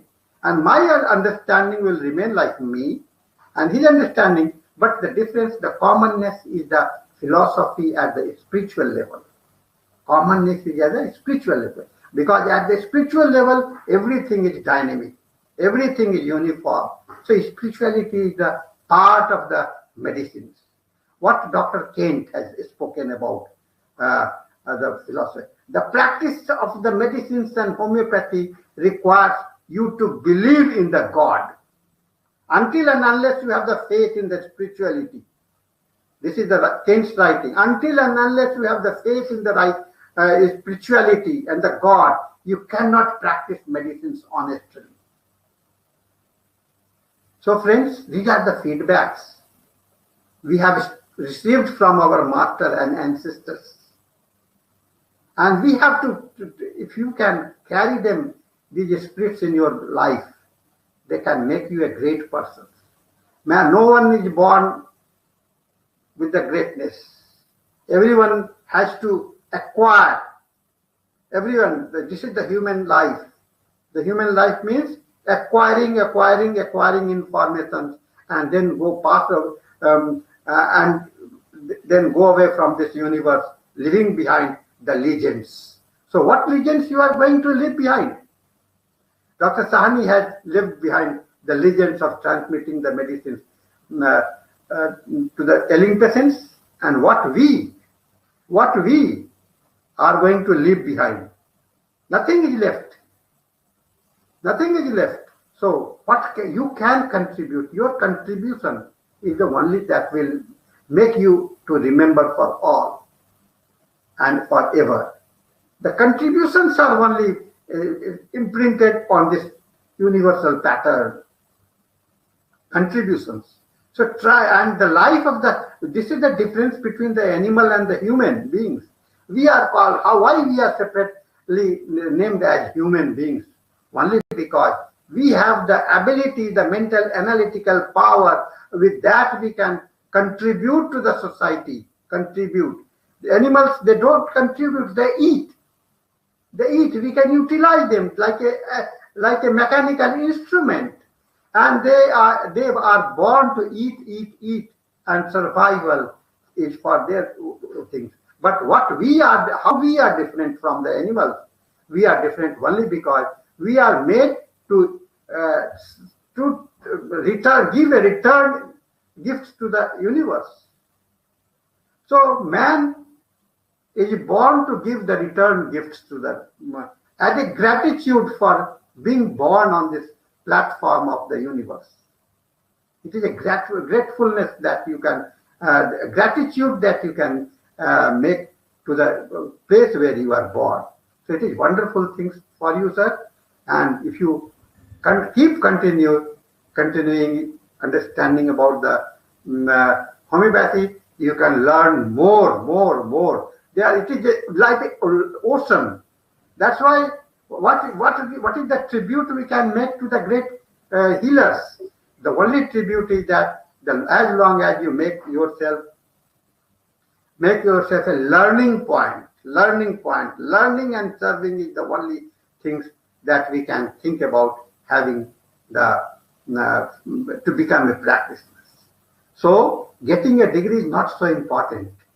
Getting recognition is important. And you have seen the life of Dr. Sani, who was born as a servant, was born as a peasant in the field of laborer, where it was hand to mouth. Every day he has to earn. He has to earn further. And with this earning, he has rose to such a destiny. He has created such a big empire today. So nothing is impossible. Everything is possible. So with these words, I feel I'm paying my tributes to my father and to a great saint and great healer and great personality on this, born on this platform of the universe. So I think with these words, Yasika is back again, and she may have the new message for us. Dr. Yasika, you are here now? Yes, sir, I'm already here since long. I think Dr. Kaplan has joined us again. Okay, great. Yeah, he has joined us from my link only, I think. I want to request him, sir, are you with us? Hi there, yes, I'm here. Great, sir. Thank you so much for joining. Can you please do me a favor? Please, on your video, I think there is an option which is coming on your screen just above my logo. There is an option on the screen of video. Turn video on. I'm looking at it. Attendees. I'm not used to this software, but no, sir, just look at the center of your screen, wherein you can see Dr. Sahani, sir. Can you see Dr. four, MK, sir? I can see four. I'll just change it to. I can see four screens, and he's in the bottom corner, left-hand corner. Screen. Yeah, in the second screen, just see in the center above him. Just see in the center. There are four options which are coming. That says turn video on, turn audio on, off. No, I don't see that. It says on air. I see a picture now. I can see two people in the picture. Sir, center of the screen. Just in the center of the screen. Center of the screen. I can see four screens, and then there's another. There's a sort of menu on the right-hand side. Yeah, just above the four screens, can you see an option of calling button, red calling button? Red button. I can see a red button. So I press that, but it says end call. Yes, call. But don't end it. Just beside it. Just see beside it. There are four options. On air. No, beside it, sir. Right, left hand side. On your left side. On the left hand. Let's see. Left side. Left side of what? I can see a speaker. Left to the red button. Can you see 4 options? I can see share your screen. Yeah. I can see a pencil that says turn whiteboard on. Yes, sir. Want me to press which one? So I want you to press turn video on, the first one. Turn video on. I can see it now. Yeah, sure. Yeah, great. So sweet of you, sir. Thank you so much. Welcome to the platform. Thank you, sir. Thank you. Okay. So, sir, I think Dr. Sani, sir, you can introduce sir so that we can have a session with him. Yes, sir. So, Dr. Brian Kaplan, we welcome you in this webinar. And it is a great opportunity for us to listen you from your country today. Dr. Brian Kaplan was born in South Africa on October 20. Just some 11 days back, your birthday was there. So belated happy birthday to you, sir. Thank you. And qualified as an orthodox medical doctor at the University of Witwatersrand. In 1982, he relocated to England to study homeopathy at Royal London Homeopathic Hospital.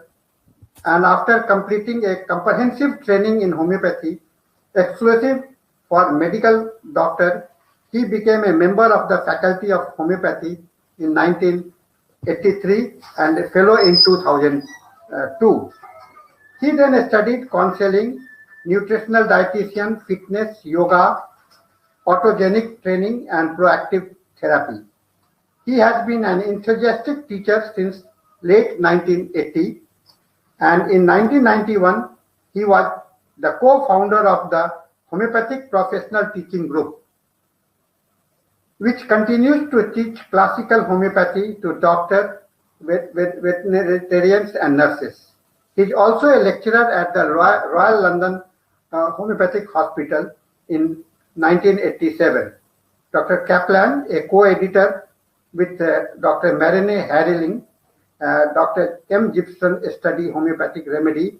He has always been deeply interested in the homeopathic way of taking a medical history, and in 2001, he published a book on taking the case, the homeopathic conversation, the great book that we have seen. For the past 10 years, Dr. Kaplan has practiced proactive therapy. The cutting edge is the use of humor and reverse psychology in medical psychotherapy. Wonderful approach. Like homeopathy, proactive therapy embraces a contrarian approach when warmly and humorously encouraged to continue their self-defeating patterns of behavior. Patients quickly choose to prescribe own and intact their own solutions of their problems. See how he has authored several books. 2001, he published a book, The Homeopathic Conversation, The Art of Case Taking, Natural Medicines Press, 2001. Then in 2010, ongoing Joint Advisory Board of London Art Therapy Center, and 2017, London Art Therapy Center Physiotherapy Supervisor, where he is facilitating, facilitate monthly interactive supervision groups. So with these words, I welcome you, sir, on this great platform, and I request you to grace this occasion with your presentations. Well, thank you very much. I would like to say it's very gracious of you to invite me to speak, because India has a very special place in my heart with regard to homeopathy. And also, as you mentioned, I have read some of your yogic texts and been interested in yoga in its various forms.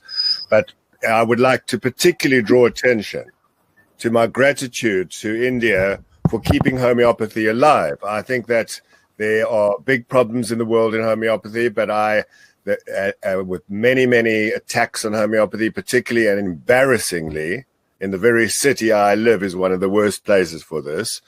But in India, there are so many homeopaths, so many doctors using homeopathy, so many very well-trained homeopaths, and more importantly, so many patients that want homeopathy because of the prestigious place that you have given homeopathy in your country. That this is particularly gratifying for me, and it is reassuring for me to know that whatever happens, I'm sure that homeopathy will live on in India, which means it can still spread and carry on to other places. And I think there's starting to be a recovery in other places, and I wouldn't be surprised in India if you've had your own skeptics and attacks there. But I don't think, when I've seen the numbers of how many homeopathic practitioners there are in India, I'm very much reassured. Okay, so we're going to cover three things today. First of all, I would like to talk a little bit about communicating on Zoom, because I'm sure that many consultations are done on Zoom or on video medicine, or telemedicine. That's what they call it in England, telemedicine. We'll talk a little bit about this. This is how we're communicating today. So we shall talk a little bit about this.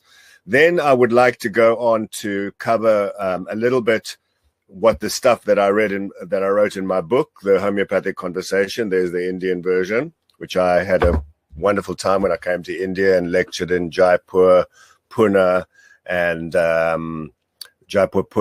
Pune, and Delhi. And it was a very nice time. I very much enjoyed teaching in India. And I will share some of the insights, some of what I wrote in the book, and more importantly, where I've moved to from there and what I might have learned since writing the book. And finally, the third part, I would like to keep it a bit lighthearted and talk a little bit about the use of humor and this thing I use called provocative therapy, which can be seen as a type of homeopathic psychotherapy. Anyway, I will hear what you people have to say about it, because there will be time for questions and to make this into a sort of dialogue. So let's talk a little bit about Zoom. Let's talk about telemedicine. What can we do? What can we do at this time? Now, obviously, we know this virus has hit and has made face-to-face contact much more difficult.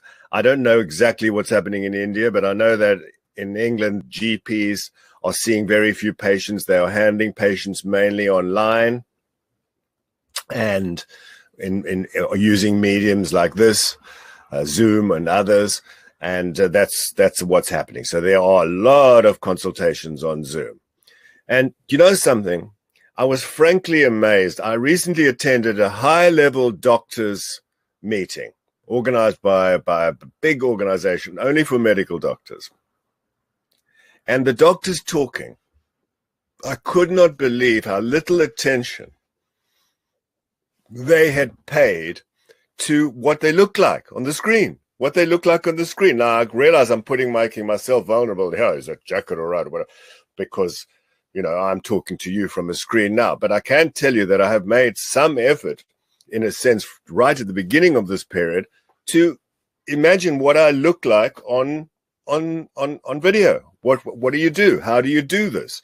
And when I watched this major presentation by very, very high doctors, I couldn't believe it. There was a room and there was darkness and there was light at the back, and out of the shadows was this doctor, and what teaching me. And you know what the subject of this conference was? Telemedicine, using the most appalling setup at home. When you set up your office as a homeopath, no matter where it is, no matter how humble it is, no matter how small it is, whether it's indoors, outdoors, in a shack, in a very air-conditioned building, wherever it is, you make an effort to make your surroundings congenial, for someone to be able to talk to you and to unload onto you their deepest feelings, because homeopathy is about subjective feelings more than it is about objective information that we can find out from the patient through tests, etc. The beauty of homeopathy is that we want the internal processing of the world by the patient. It's not just what the pain is or the type of pain, if it's sticking, if it's worse for the modalities, but it also what it does to the patient. Does the pain make you angry or sad or whatever? We want this very deep subjective information from somebody, and therefore the environment that we ask for it is important. So obviously we're not going to talk now about how to set up your office, and although that's a big subject, and I do actually mention it in the book, how you choose your office and where you hang the patient's coat and all stuff like that. But what about Zoom? Well, you're also showing yourself on Zoom. And funny enough, on Twitter, if you go to Twitter and you type in Room Rater, ROOMRATER, Room Rater, they will take you to various rooms and show you and people and what's distracting. So let me give you my own personal views on what I do. My feeling is everything other than you talking to the patient is a distraction. Okay, it's a distraction. So what I've got here as a setup is a simple, this is not a virtual background behind me. This over here is an actual screen. It's a blue screen or a green screen. Other side is green. Well, if you get a screen like this, which is not expensive, if you use a screen like this, you can use your virtual backgrounds. I noticed one of you was using a virtual background, was working nicely. The virtual backgrounds will work much better. In addition, I hope the sound is coming across now. I have tested and everything. I use a simple process like this, which is, this is basically a USB microphone. So because basically, remember, your computer that you bought maybe 5 years ago or 3 years ago, or whatever years ago, it was not designed as a for telemedicine. Its speaker, its microphone and its camera are not the greatest quality. So if you can get a USB microphone, and then you can bring the microphone closer to you. So this microphone is not at my laptop, it is much closer to me than that. So that's very simple. These are not expensive, by the way. These are small improvements. And then just to have a soft lighting, I used photographic the white umbrellas of the soft dispersible light of photographic umbrellas, photographic lighting, also inexpensive. And I am now also going to be using a webcam that's plugged in by USB, and that will be the final improvement. But I'm very aware of the different ways that we can improve our communication. So that's my choice. I'm not saying you shouldn't choose what everyone else chooses. Books. Everybody now lives in a library as far as Zoom is concerned, and with wonderful books behind them. But the books are distracting, the titles of the books. If I'm talking to someone and there's lots of books behind them, my eyes go to the titles. Okay, so that's distracting. A few issues. I have had a request if someone can record the session. I always say yes. It's not, I won't record a session for myself, but if someone wants the session recorded, look, it's their session. They're paying for it. It's they've come to the doctor. I don't have a problem with that, which is interesting because I would have had a problem in my consulting room if someone walked in with a tripod and lights and a camera. I would wonder what they're doing. But sometimes I may not allow it on the first visit. Who knows who might be phoning me. Other things to notice, to think about on Zoom is eye contact. Now, I'm looking at you now. I would hope that it looks as if I'm looking at you now. At this moment, I hope it looks as if I'm looking at you now. I can look at I can look at various media here. I could look at a small section of the screen and see my face and see if I'm looking at you. But I'm not looking into your eyes because you're aware this is Zoom, but it gives the impression that I'm looking at you. So it's quite simple just to look at what you look like. You've got the technology there. What do you look like? Do you look like you're talking to the patient? Do you look like you're listening? And this is so I would mainly try to put the patient's picture by moving my laptop around. I would try to put the patient's picture in my direct eyesight. So therefore, if I'm looking at the patient, it looks as if I'm looking at them. But the best way is just to keep an eye on what you look like yourself while you're talking to people every now and then. Because the patient is going to feel they're talking to you and that you want to give the the feeling that you're listening. This is something that we do lose. I believe that when two people in a room, there's all sorts of connections, interconnectivity, subtle clues, etc. We lose a lot of those, but we can still try to make it as convivial as possible, our process of talking to patients. What else do we lose in telemedicine? We lose the feeling, we lose the physical contact, the shaking of hands with the patient. Who knows when people will freely shake hands again? We lose smell. We lose the movement of the patient, as they came into the room, the walking. In my book, Homoeopathic Conversation, I talk about how the process begins when you see the patient walk into the room, when they sit down, when you take their coat, everything, all these little details which you all were using, even when you didn't even particularly think you were using them, you were still using them. You were absorbing this information. Okay, so I'm recommending a plain background for the doctor, for the homeopath. I'm recommending good sound, good lighting. Lighting is obvious on Zoom. If you want light, the light must come at you, not above you, on the sides, or on the lamp in the corner of the room. The light should come at you. You don't have, once again, this doesn't cost. It's just soft lighting that comes at you is simple. And make sure that you've got good sound. As I said, for a small amount of money, you can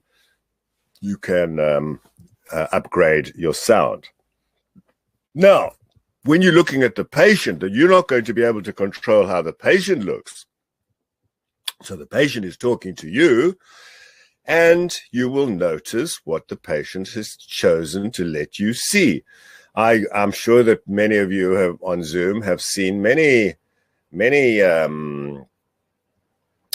different rooms, and often giving you information about the patient. Look, we could probably write a paper on how to pick up homeopathic clues that you would only see on Zoom, because when a patient comes to see you, they are sitting in your room with you and talking to you, and you're getting to know them. But when you're talking to them on Zoom or electronic communication, you are seeing them in their home. And once they show you the home, there are all sorts of clues. So this is what I'm saying. You don't want the patient to be curious about your clues. This is the clues that you might be giving. You want a neutral. I'm coming from a neutral background. I could be anywhere in the world, anywhere. It doesn't matter. This is something we'll come on to when I talk about what we can learn about psychotherapy, from psychotherapy and homeopathy. It's not important for the patient to know anything much about you. You need to be a blank page. You have a blank page in front of you, and you are a blank page in order to record the patient's subjective experience of what is happening in their lives at the time of the illness, including the symptoms of the illness and including psychological and general reactions to the illness. These are what we call in homeopathy symptoms. Symptoms are subjective experience of the patient, not objectively the doctor making a diagnosis or an X-ray or putting his hand on the swelling or whatever. This is what the patient feels subjectively. So the patient takes you into their room on Zoom, and there you are. You can see plenty, right? You can see things about their house, whatever, or if they haven't chosen to show you anything, whatever it is, like just very simple things.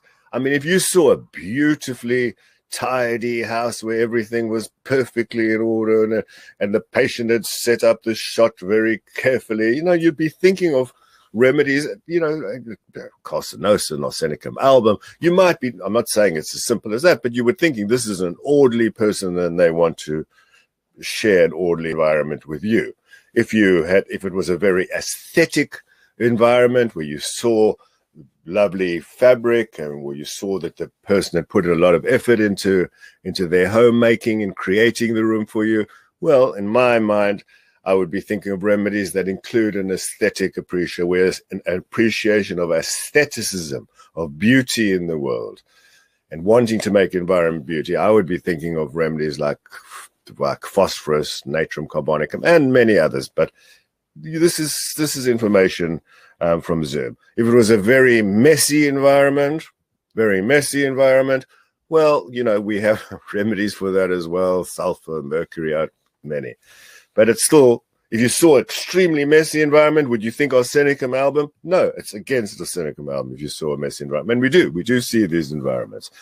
If you see someone like me, maybe you think Thuya, he doesn't want any secret of it, he doesn't want you to see his background. That's not my reason for doing it. But if a client did it, maybe, who knows? But what if someone wants to just look on a plain background, a plain wall behind them, you get that as well. Sometimes you see that as well. So I think we need to be flexible. We need to understand this medium. We need to use it well. We need to adapt it for homeopathy. Homeopathy is always adapted with as to improvements in medicine, improvements in technology. I mean, a wonderful example of how homeopathy adapts to the advent of technology is computers. I'm sure most of the people listening here, and I don't know how many of you, I can't see you, you can see me, but I'm sure many of you use a computer, or you keep your notes on a computer, or you have a repertory on a computer. We have to adapt, and we shall adapt to this. In fact, I believe that we can adapt to it much better than ordinary doctors. Why? Because the main thing we use is homeopathy, and for us to be quietly listening to the patient is what we do. Okay, we may examine patients. I know homeopaths in India, from my travels in India and my talks with homeopaths, are very well trained. They can diagnose like doctors. You might not prescribe drugs or do surgery, but you have the knowledge of doing a physical examination, etc. You can do these things. But the main thing that we do as homeopaths is listen. We listen. That's what we do. And we listen, and we try to record what we are hearing about the patient's movie, the movie of their life during the illness, or since they've become ill, or how things change or become ill. And we listen to that. And this we can do on Zoom very well.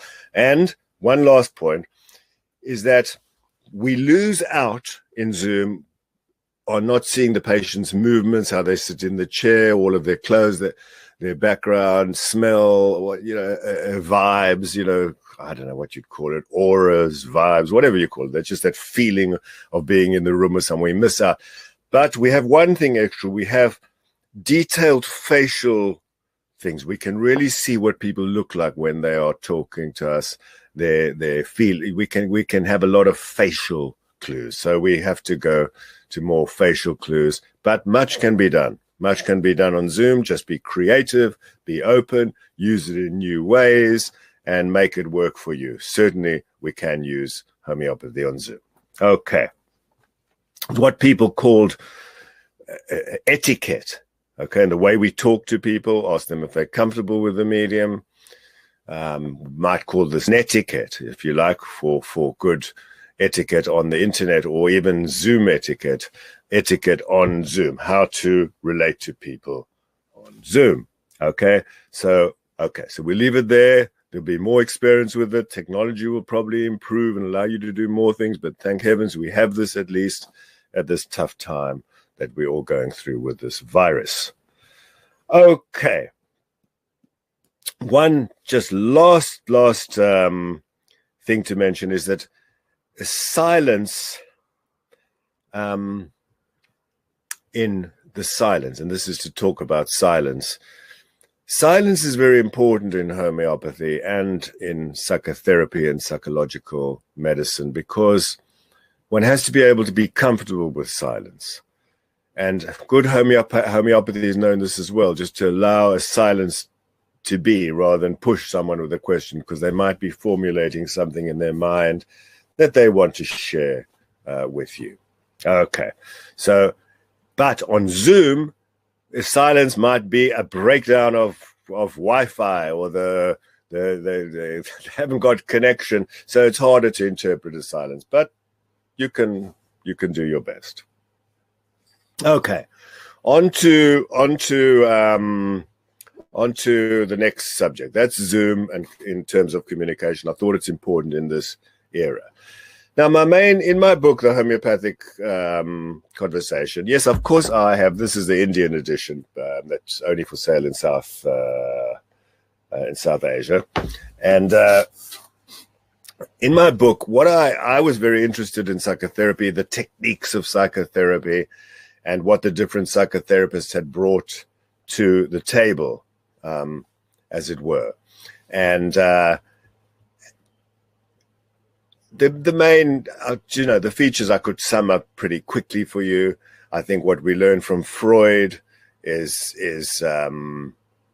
being able to be quiet, let the person speak, let their unconscious emerge. Sometimes the Freudian slip, not as much as Jung, for example. The many archetypes of Jung describes, his way of describing patients is similar to the many different homeopathic remedies in some ways.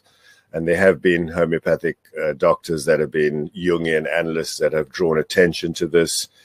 And almost from every psychotherapist that produce new theory, it comes to us as well. It's useful for us because we pay attention to the patient's subjective experience once more. So what is the subjective experience? It's essentially emotional. If something happens to you and you're in pain, how do you deal with it?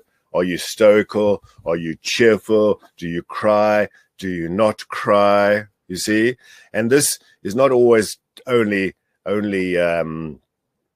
exhibited in the answers to questions. There's the famous case, which I love, famous to me because it was taught to me by a great teacher of mine, Dennis Sumper in London.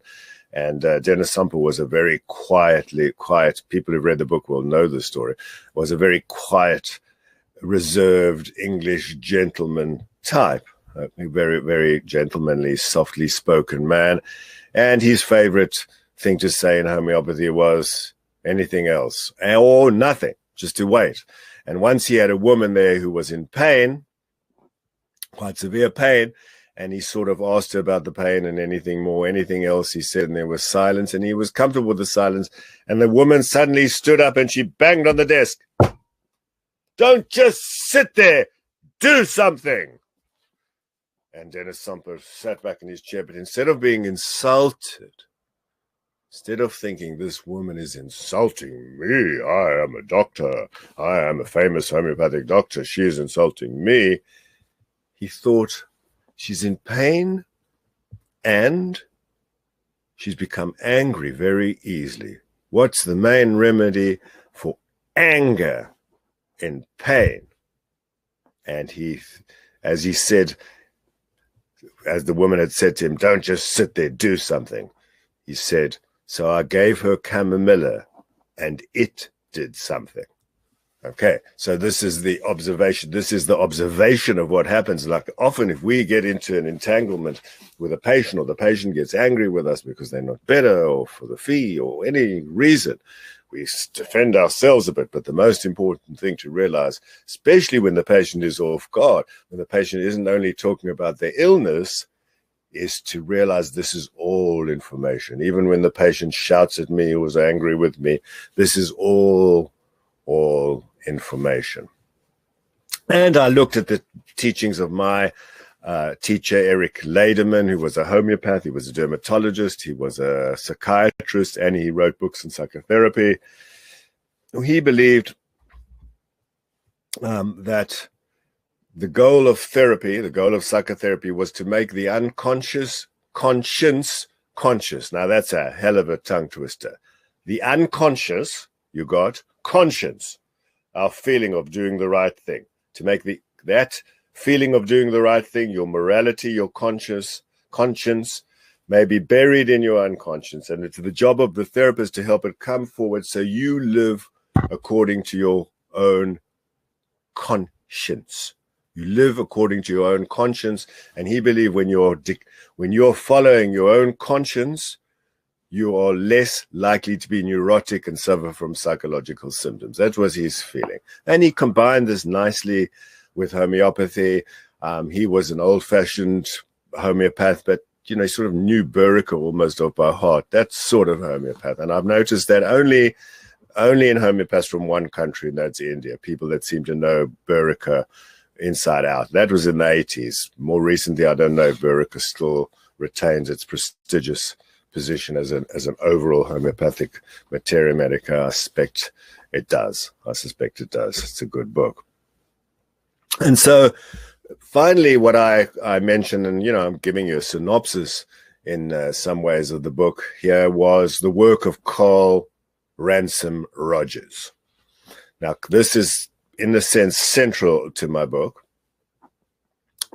is that Rogers noticed something. So I'm going to go straight to Rogers because I covered a lot of other people. You can read them in the book, but I'm going to go to the one that I thought was the most important for us to learn and share that with you today.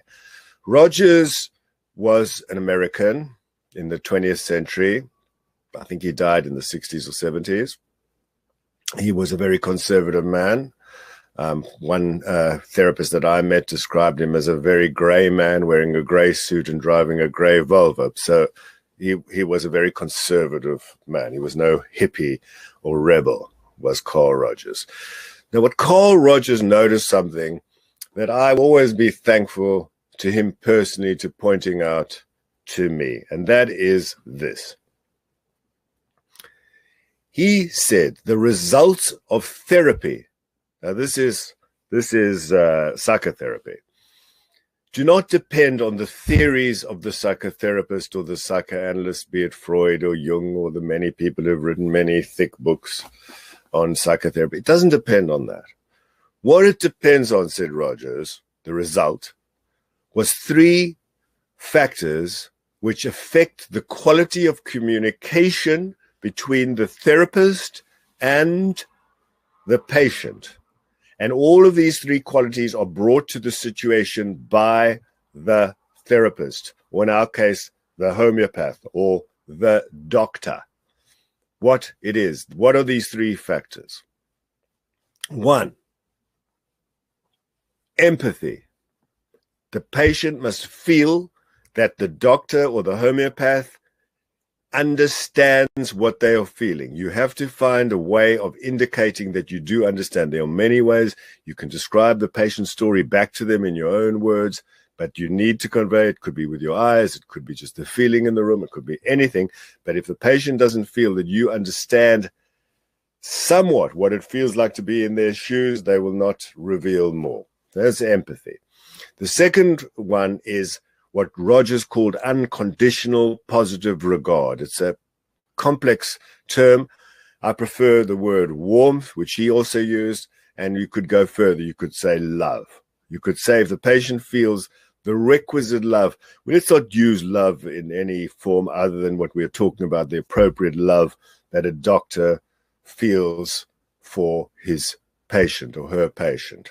They need to feel that warmth, that conditional positive regard. I would go further. I would say it really helps if you exude a feeling that I really want you to get better. I want this. I want you to get better, but really want it. Okay, not just to find the remedy and move on to the next patient. That helps. That is what Rogers called unconditional positive regard. So we've got empathy. We've got unconditional positive regard, and finally a third one, and that is genuineness or authenticity or genuineness. This is very important, and it would seem obvious. It would seem obvious that you have to be genuine, that none of these other things, you can't fake empathy, you can't fake unconditional positive regard, and everything you say needs to be genuine. And you'd think it's obvious until you see doctors that aren't genuine, that are talking in boilerplate language. Boilerplate language means like you've got a big pot on the stove and you've got your set sayings and you take a ladle and you give this one a set saying and your cliches, and the person doesn't feel that you are fully engaged or that you're making up these things as you go along. You have set statements that you use. Okay, so that was Rogers, and I thought that Rogers was taught me by far more than any other of the psychotherapists or psychologists, etc. Now, you can read my book. Of course, if you want to read the book, you will read, and there are helpful hints from all other therapists, but none as much as Roger's. So if you haven't read my book, and you won't be reading it for a while or whatever, obviously I'm happy, very happy when people read my book, but it was written some nearly 20 years ago now. You will learn much of what other therapists said, but if you just take something from this talk now, I'm very much now. I'm a person, if I'm sitting in a lecture, I want to learn something now, and I want to put it in my head now, not write it down to I can think, oh, well, I've got it written down now, and I might never read those notes, or maybe I'll read them. Better put it in your head now. Remember, take 3 things from this lecture or this talk now: empathy, unconditional positive regard, genuineness. Carl Rogers, perfectly apply to homeopathy. Take that. If you take that from this talk, I'm happy. Okay, so going on, I've continued to explore this. And as the gentleman doctor in the introduction kindly mentioned, that I do something called provocative therapy, which is a type of therapy that uses reverse psychology, the opposite of what we might expect. Okay, so the opposite of what we might expect. Let's just look at this a little bit, the use of reverse psychology, because it's contrarian, like homeopathy. It is the antithesis of what you would expect from a homeopath or from a doctor. Okay, so or from a medicine. The medicine acts in the opposite. Similia similibus curantur. Likes be treated by likes, not allopathically. It's what's surprising. And so is this approach. But first of all, I'd like just to share with you a appreciation of what humor does in medicine, humor and laughter, because these are part of the provocative therapy. Remember, the provocative therapy has 2 functions. It has, one is reverse psychology and the other is humor. Okay, so, and this comes into homeopathy. Now, humor and laughter. Now, I made up a mnemonic, called it Kaplan's mnemonic, to remind us of the physiological benefits of laughter, physiological and physical benefits. I'll go through it quickly. The mnemonic is SMILEE, S-M-I-L-E-E, SMILEE. S stands for stress hormones. We can test after a big laugh, stress hormones, adrenaline, noradrenaline, cortisol go down. M, muscular relaxation. You can show this with muscle testing.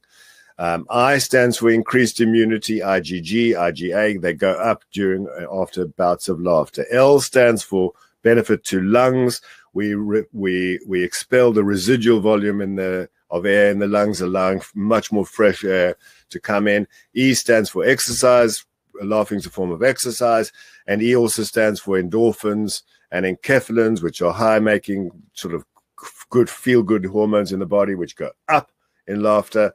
And more recently, there's been studies showing that laughter gives cardiac protection, and a Norwegian study showing that people with a good sense of humor live longer. People with a good sense of humor live longer. Norwegian study.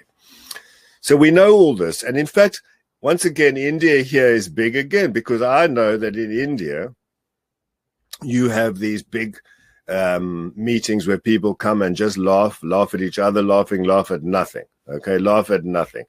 And in fact, there's guy called himself the laughter guru called Madan Kataria. I think he lives in America now, but he's he can laugh at will. He can fake laugh at will. And so all these people are correct in saying one thing, and that is for the physiological benefits of laughter. For the physiological benefits of laughter, which I've just listed, it doesn't matter what you laugh at. You can laugh at nothing. You can make yourself laugh at a white wall, at paint drying on a wall. You can laugh at an ant crawling on the ground. You can laugh at someone else looking at you. You can laugh at anything. You still get all the physiological benefits of laughter. So this is very sad for comedians, that a very sophisticated comedian makes a joke and you laugh, but you only get the same benefit as you laugh at someone wearing a funny hat. Okay, so that's the physiological benefits of laughter. What I'm working on now in my next book, which will be called Almost Happy, Pushing Your Buttons with Reverse Psychology, will be published next year, is isn't there more? You see, isn't there more that we can get out of laughter? And there is. And it comes into homeopathic consultation as well. You see, to get the benefits of laughter, physiological benefits, that's great. So people who laugh more and appreciate humor live longer and have all these benefits. This is what the studies say. And this is not nonsense. This is, if you want to see the data on this, the name of the doctor is Dr. Fry, F-R-Y. If you put in Dr. Fry, Stanford University, laughter, or gelotology, G-E-L-O-T-O-L-O-G-Y, gelotology is the study of the health benefits of laughter. An actual word. So this has absolutely been documented. But let's look holistically at this thing now. If we look at laughter, okay, so we know it's good for the body. That's physiology. What about the mind and even the spirit? Well, if we look at the mind, and is laughter good for the mind? We know it is. It makes us feel happier, etc. But here's the central point that I've been leading to. If you are talking to a doctor or a therapist or a homeopath, and you both laugh, if you laugh with each other, not laughing at the patient, obviously, you laugh with each other. In that laughter, when you have all the physiological benefits, the lowered stress, the relaxed muscles, the increased immunity, the lung capacity improved, the exercise, the endorphins, the enkephalins, making you feel good, here's the point. Isn't that a perfect time to address something that is psychologically painful, whether it be with a doctor, with a homeopath, with a psychotherapist, psychiatrist, whatever you like? Isn't that, in that moment of laughter, in that moment of expressing happiness and smiling and laughing,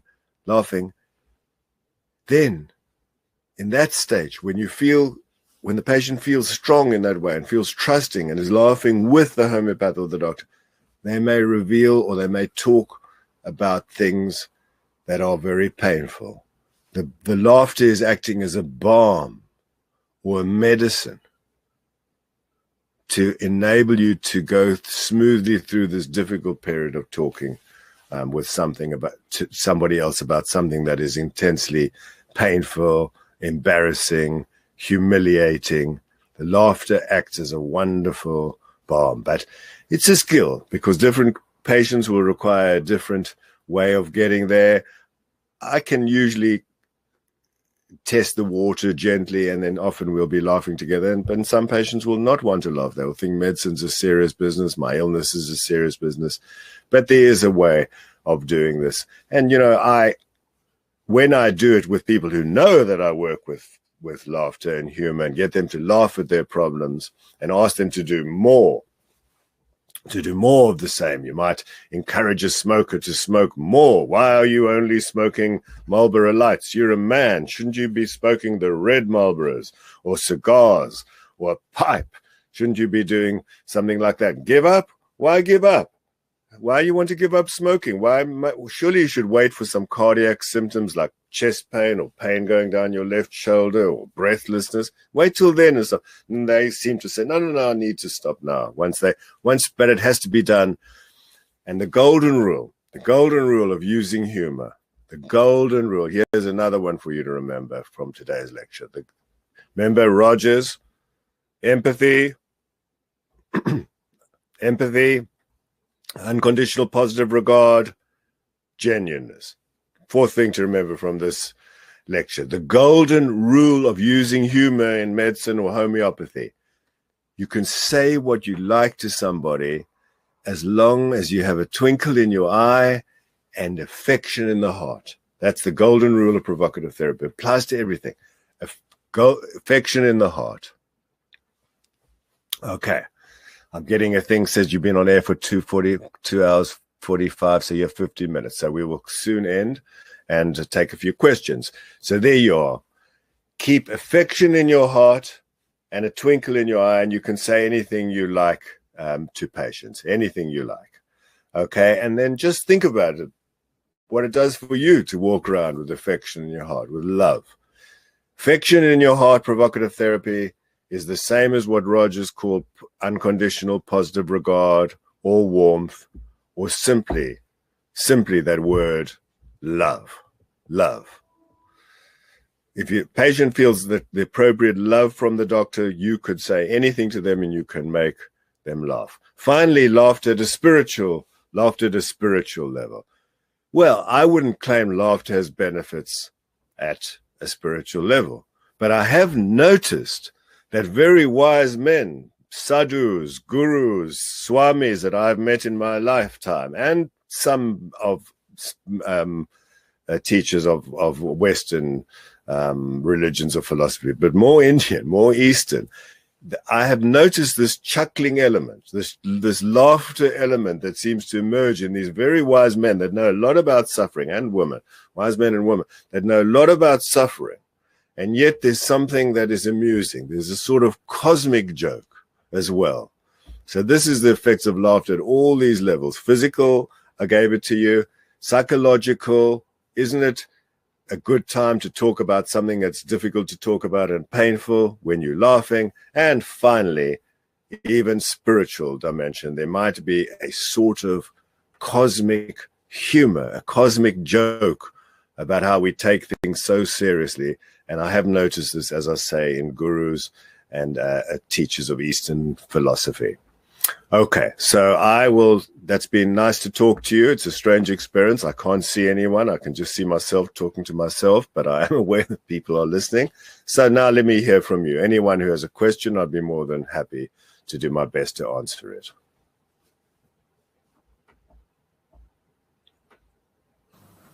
Thank you, sir. Sure. Very nice informations, and you have presented such a good inspirations for all. Definitely, it is thought-provoking as well as inspiration for all today on this platform.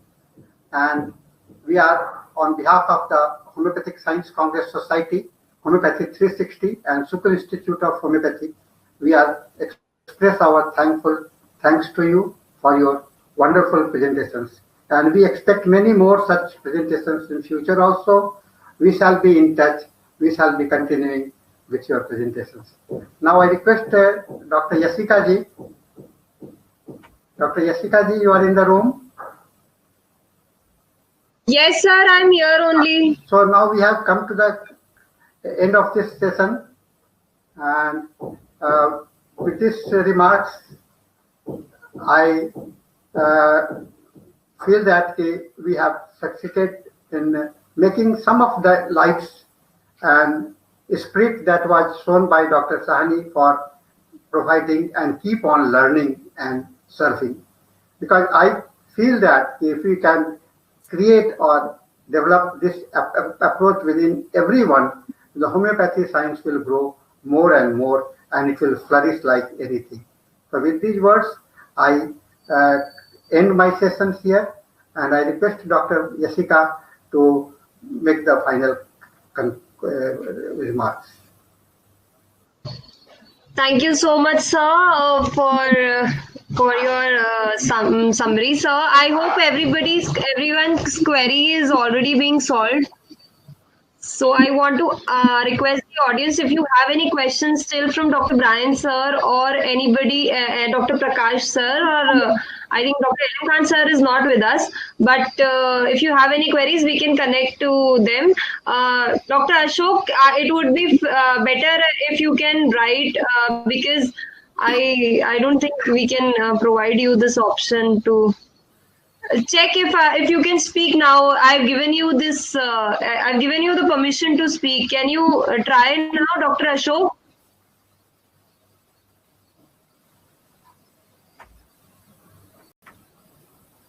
Okay. If you have any queries, anyone, please post in the chat box. We have Dr. Brian Kaplan sir as well as Dr. Sahani sir to discuss any of the queries. Because we have very less time left, only 5 minutes left, so we need to wind up the session also.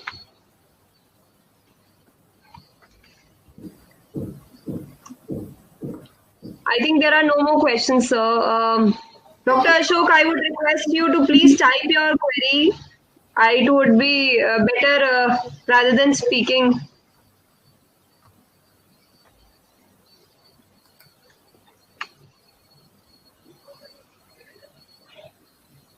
So I want to thank Dr. Brian Kaplan, sir. After so many problems, after so many, like you had a hectic day, and then you joined us, and you've guided so well about telemedicine and all the things you had to cover in the presentation. It was great, sir. Thank you so much for coming on this platform and guiding us. We were awaiting actually because everybody is always excited to learn from you, and I've also heard a lot about you since I've entered to this profession into my practice. So thank you so much, sir, for coming. And I would say, with your gracious presence, you have enlightened all the delegates as well as all of us, and Homoeopathy 360 and Homoeopathic Science Congress Society. So thank you so much, sir.